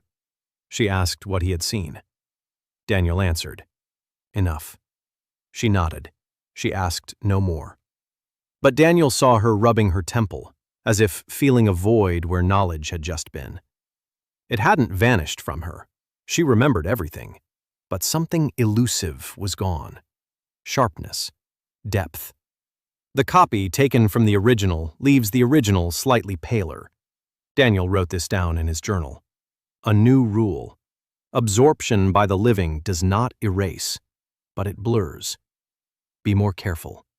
Less often. Only when necessary. That night, a new fragment appeared in his mind. The habit of waking to the sound of a horn. A horn that didn't sound. That wasn't there. Branwen had woken to the horn every morning for 10 years. Now that habit lived in Daniel. Another line on the list. He wrote, horn at dawn. Branwen. Then he checked line, Daniel so. Mother. Hyejin so. He wrote the surname slowly, letter by letter, remembering every sound. He remembers. He still remembers. But each time, remembering became a little harder, like a photograph in the sun, fading little by little, a millimeter a day. He closed the bark, placed his hand on it, and lay there until morning. A year. 365 days. Grainhall numbered 200 goblins, a figure that a year ago would have seemed like madness. They came, in pairs, in threes, whole families, from distant forests, from ravaged tribes, from under bridges and from abandoned mines. The word spread, slowly, along goblin trails unknown to humans. There is a place. They feed you there. They don't beat you there. They teach you words there. There are walls there. There is fire there. Every new goblin arrived hungry and frightened and dirty. Each received a bowl of food and a place in the hut, and the next morning went to wash their hands in the stream. Because that's what everyone did. Because that's what the chieftain did. The smithy ran 3 shifts. Rowe trained 4 apprentices. They forged knives and arrowheads and nails and door hinges and hooks for cauldrons. Soyan built a laboratory. A small one, in a separate hut with a clay pipe. She brewed medicines and dyes and glue from resin. Lily redesigned the vegetable garden, by her own rules. Daniel didn't argue. He asked questions. Which beds went where? He wrote it down in a notebook. Her notebook, which he had sewn for her out of leather and birch bark. The first notebook in Grainhall that didn't belong to him. Lily kept it like a treasure. Lily's vegetable garden tripled in size in 2 months. Carrots, turnips, cabbage, berry bushes, even a small apple tree she found in the forest and transplanted. The apple tree didn't bear fruit. For now. Lily talked to it every morning. She said the apple tree needed time. Emily lived in the camp, no longer 300 paces away, inside the wall, in her own hut. She still went hunting alone. She still didn't speak more than necessary, but in the evenings she sat by the communal fire. And once, Daniel heard her laugh. Quietly, briefly, at the way Ugg was trying to eat soup with the chopsticks Daniel had carved. Ugg dropped his food, picked it up, dropped it, picked it up. Emily laughed, and it was the most human sound Daniel had heard in a year. On the 400th day, Min-Soo Cho arrived. She did not come as a guest. She came as a spy, an Arcantis investigator of the Tower of Calibrated Atrocity. She came disguised as a wandering scholar, with 5 journals, with glasses, with an expression of icy contempt on her beautiful face. She came to prove that Discrepancy 7 was a hoax, that goblins cannot build, can't speak, can't think, that behind it all is a human mage or sorcerer who is fooling the barony for some purpose of his own. Daniel recognized her on the 3rd day, not by her face, by her hands. She was writing everything, constantly, in 5 diaries at once, with a system of cross-references, with page numbers, with indexes. No wandering scholar writes like that. That's how people who were taught in an institution write. He approached her in the evening, sat down next to her. She looked at him. He looked at her, then at the journal, and said in the common tongue, "The tower." She froze. Her hand with the pen stopped. Daniel continued. He said he knew who she was, that he knew why she had come, that he wasn't going to chase her away, and that she could write down whatever she wanted. He asked for only one thing, to write down the truth, not what she expected to see, what she actually saw. Min-Soo was silent for a long time. Then she asked why he wanted this. Daniel replied, "Because the truth is the only thing that can break the table." Min-Soo knew which table he was talking about. The table of evolution. The work of her mentor, Cedric Wilde. The law by which all of Aval had lived for 300 years. Monsters evolve in predictable ways. Goblins do not become intelligent. It is a law, an axiom, the foundation upon which everything rests. And the little green freak in front of her had just asked her to record evidence that the foundation was rotten. She stayed. She recorded. Every day, every detail. How Ro forges, how Vag cultivates, how Ugg teaches the younger ones to count, how Branwen trains the ranks, how Soyan brews medicines, how Lily sings to the apple tree, how Daniel comes to Hat every evening and sits beside her and listens to her stories and records them on bark. Min-Soo recorded, and with every day her icy face cracked, little by little, micron by micron, like a wall being eroded by water. On the 450th day, Daniel lost his first student. A raid. The Baron's hunters. Not an army, a sabotage unit. 5 men, at night. Through the western wall that wasn't finished yet. They set 2 huts on fire, killed the sentry, wounded 3, and killed one of the brothers, the eldest. The one who set the first trap. The one who caught the first rabbit and held it by the ears with pride in his eyes. A crossbow bolt to the throat. Instant death. Daniel stood over the body. The other fighters had already repelled the raiders. Branwen personally chased one away. He lay unconscious with a broken arm. The other 4 had fled into the forest. Daniel stood and looked at the dead goblin, at his wide yellow eyes, at his hands still clutching the spear, at his face, which looked surprised in death, as if he hadn't expected it, as if he thought the walls would protect him. That would protect him. Daniel could absorb his skills.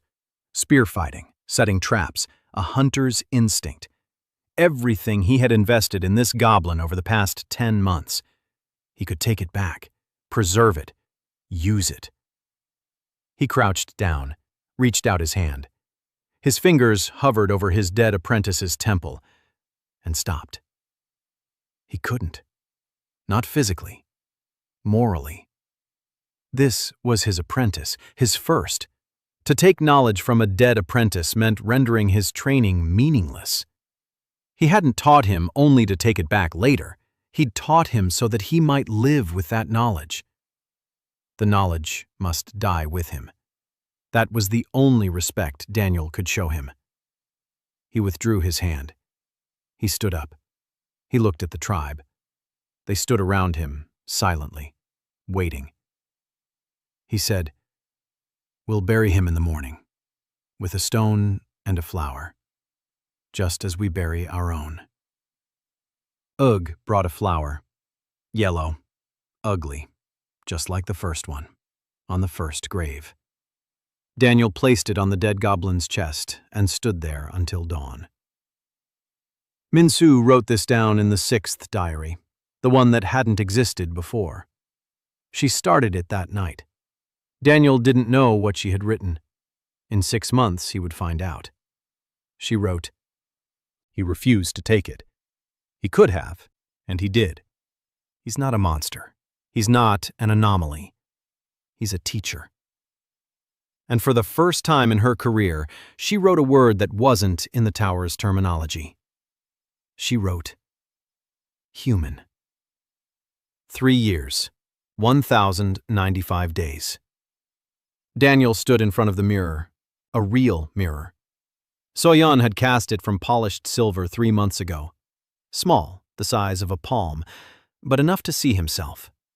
A green face, yellow eyes, small, sharp teeth, ears sticking out to the sides, rough skin, glasses on his nose. Soyeon had carved them from quartz and copper wire. He could see better with them than without. This body was 3 years and 4 months old. For a goblin, that was maturity. He had stopped growing a month ago, 5 feet 3 inches, exactly waist-high to an adult. Small, green, wearing glasses, in chainmail of his own forging. Rowe spent 4 months making it. Each link was forged separately, closed, connected to 4 neighboring ones. 6,000 links. The chainmail weighed half of Daniel's body weight, but it fit perfectly. Because Rowe didn't forge it to a standard. He forged it for a specific body, for a specific goblin, just as the chieftain taught. There are no universal solutions. There are solutions for a specific person. Daniel turned away from the mirror. Beyond the hut's wall, Grainhall was bustling. 200 goblins. A settlement, not a camp. A settlement with streets, with a square, with a market, with a smithy from which smoke rose every day, with Soyeon's laboratory, with Lily's infirmary, with Branwen's training ground, with a library.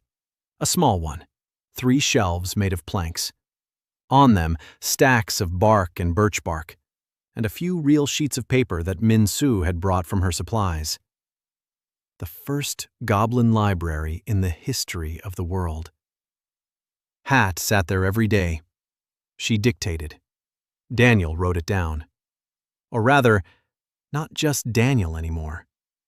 4 goblins had learned to write his symbols, not perfectly, but legibly. Today they were leaving. Daniel and his delegation, to the capital of the Hellbrook barony, for an audience with the king. An event that had been in the works for 6 months, ever since Minso had secretly contacted the royal council and provided her diaries. All 6 of them. The council didn't believe it. Then they half believed it. Then they invited the delegation to speak. Archon Cedric Wilde tried to block the invitation. He couldn't. The council voted, 7-4. Minso secured the votes with 3 months of correspondence and a stack of evidence as thick as a palm. Daniel assembled the delegation personally. Each member was chosen deliberately. Branwen, because she is a former knight, and the council will see her as one of their own. Soyeon, because she has calculations that no alchemist in the kingdom could refute. Minsu, because she is an archontis, and her word carries more weight than that of any goblin. Lily, because she will bring flowers for the queen, and it will be a gesture they will remember. Emily, because she is a hunter from the Free Guild, and the Free Guilds are respected by the council. And Ugg, who 3 years ago sat under the roots of a tree, dying of hunger and a weak heart. Ugg, who learned to speak, to read, to count, who became a teacher to the younger ones, who was the first to wash his hands in the stream every morning. Ugg will stand next to Daniel and, if necessary, repeat his words louder, because he studied specifically for this. Daniel stepped out of the hut. The delegation was waiting at the gate. Branwen, in a polished bro with the prosthetic that Ro had improved 4 times. Now he didn't just hold a sword. He could hold a pen, and a mug, and a child's hand. Soyeon, with a folder of calculations pressed to her chest, just like 3 years ago. Only now she wasn't trembling. She stood straight, looking ahead. Minsu in his Archon's uniform, his glasses gleaming. 6 journals in a leather bag. Lily with a bouquet of wildflowers. She was hopping up and down on the spot.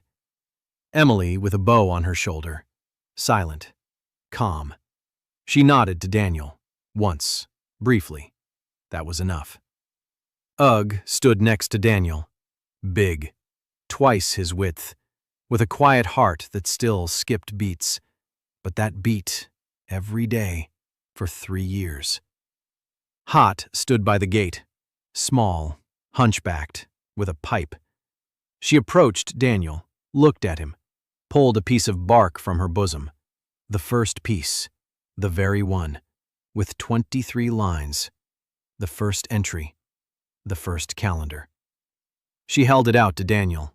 He took it. He looked at the lines, then at her.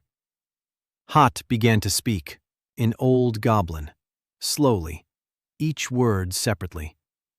Daniel understood. Now he understood. For 3 years he had studied with her every evening. She said, "Go. Tell them. Tell them what I couldn't say because I didn't know their words. Tell them that we were here before them, and we'll be here after." Then she did something she'd never done before.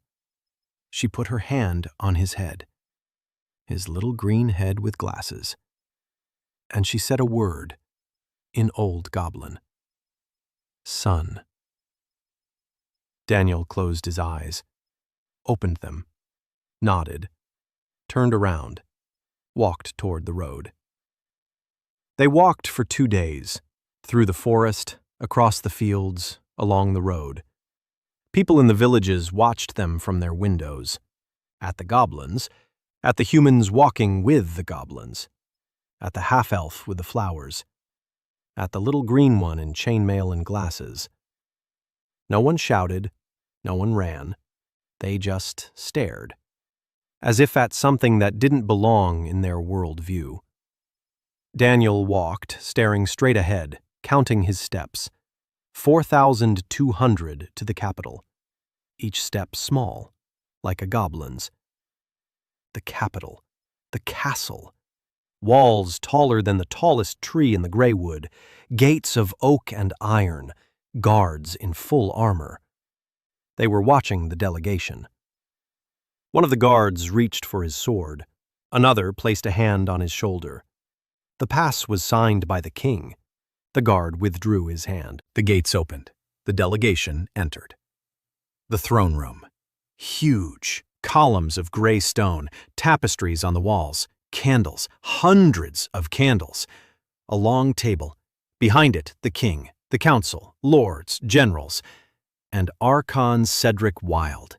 Old, gray-haired, with 20 scrolls of evidence that Grainhall is a threat to humanity. He sat upright, hands on the table, his face calm. He believed he was right. 30 years of research, 1,000 pages, the table of evolution, the laws of nature. He was no villain. He was a scientist who stood by his truth and could not back down because his entire life stood behind that truth. The doors opened. The delegation entered. Branwen first, her step steady. Her prosthetic leg gleamed. Soyan followed her, a folder under her arm, back straight. Min-Su in his Archon's uniform. Her own colleagues at the table recognized her and froze. Lily with a bouquet. She approached the queen and offered the flowers, with a smile that made the throne room feel a degree warmer. Emily with a bow on her shoulder. She stood by the wall, leaned against it, crossed her arms, as if she had come to the market and not to an audience with the king. And in the center, Daniel, small, green, in chainmail, wearing glasses, with a notebook under his arm.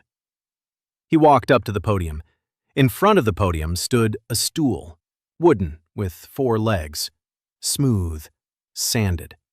Ugg had made it. 2 days' work. Because a leader needs to stand high so he can be seen. Daniel climbed onto the stool. Now his face was at table level.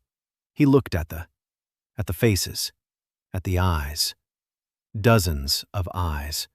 Human eyes, staring at the little green creature in glasses. Some with curiosity, others with contempt, still others with fear. Archon Cedric sat in the front row. His scrolls lay before him. 20 scrolls. 30 years of work. He looked at Daniel with an expression Daniel recognized. Pain, not hatred. The pain of a man who sees everything he has built beginning to crack. And in that moment, Daniel pitied him. Genuinely, Renee. Because he knew what it was like when the world changed the rules. Daniel cleared his throat. The hall fell silent. He opened the notebook. 42 pages, 3 years of work. Every page written in his hand, his symbols. Then translated into the common language of Min-Su. Every number verified by Soyan. Every fact confirmed by Hot. Every tactical detail checked by Branwen. Every botanical observation recorded by Lily. Every word read by Emily. It wasn't his work. It was their work. Everyone's. He began to speak, quietly. Goblins have quiet voices. Their physiology doesn't allow them to shout like humans.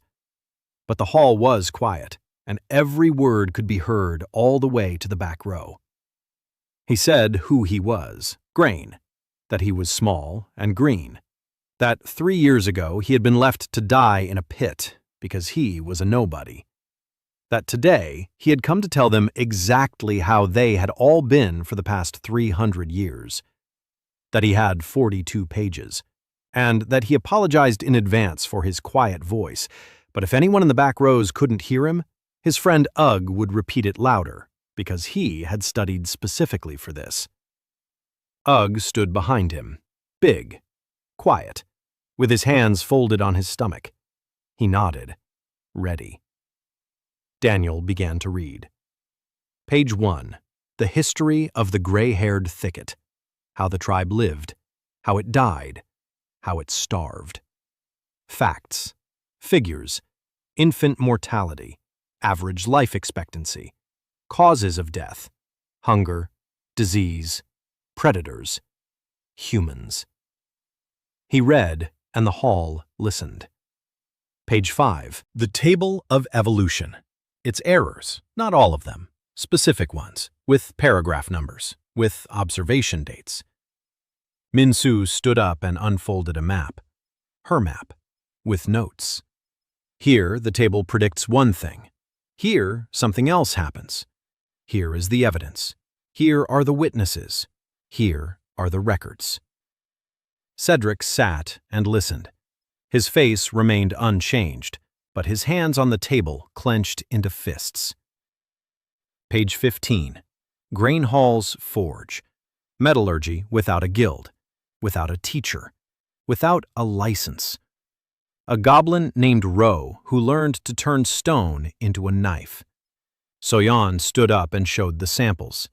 3 knives, 1 crooked, the first, 1 straight, the second, 1 perfect, the last one. The evolution of skill over 10 months. The council looked at the knives. They were silent. Page 25. Medicine. The infirmary. Soyan's healing potions. Survival statistics for the wounded. A comparison with human field hospitals. The figures were comparable. One of the lords at the table coughed, then fell silent. Page 30. Education. School of gestures, then school of words, then school of writing.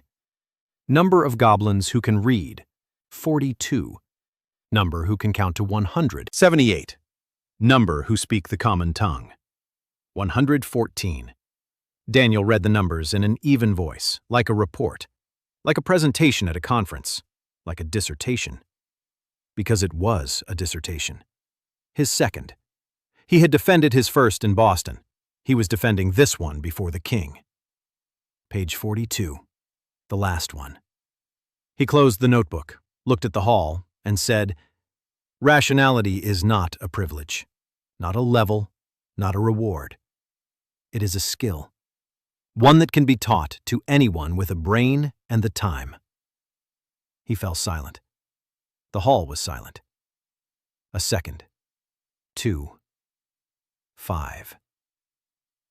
Archon Cedric stood up, slowly. He took his scrolls. He looked at Daniel. In his eyes there was pain, and there was weariness. And there was something else. Something akin to respect for an opponent who cannot be defeated. He placed the scrolls on the table, sat down. And for the first time in 30 years, he did not utter a single word in defense of his table, because he had run out of words. The king looked at Daniel for a long time. Then he turned to the council. The council was silent. The king turned back to Daniel and said that for the first time in his entire reign, he had forgotten to interrupt the speaker. Daniel stood on a stool made by Ugg, in chainmail forged by Ro, wearing glasses carved by Soyan, with a notebook written in by everyone. Small, green, with a quiet voice. He looked at Ugg behind him. Ugg was looking at him. Something wet glistened in his yellow eyes. He nodded. Daniel nodded back. Then he stepped down from the stool. He walked over to Branwen. She placed her living hand on his shoulder. To Soyan, she clutched the folder and smiled.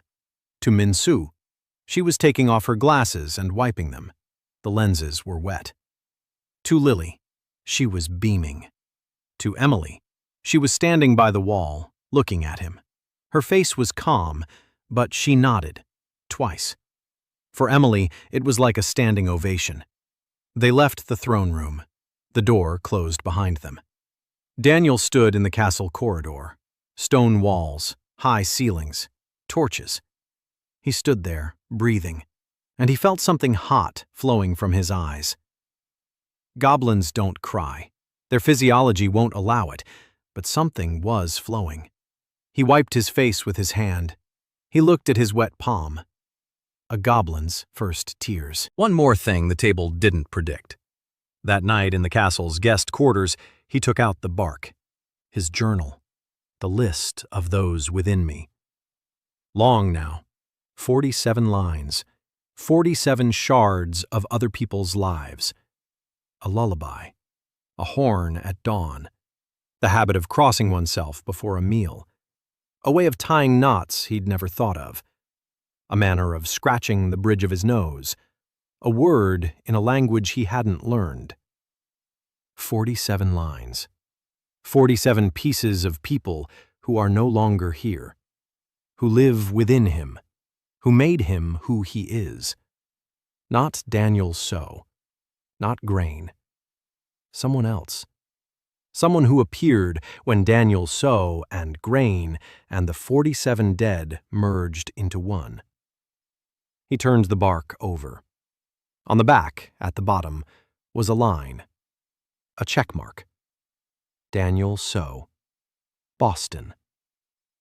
Mother. He closed his eyes. Mother. A name.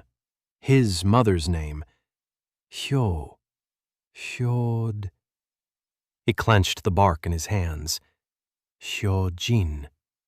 Hyojin So.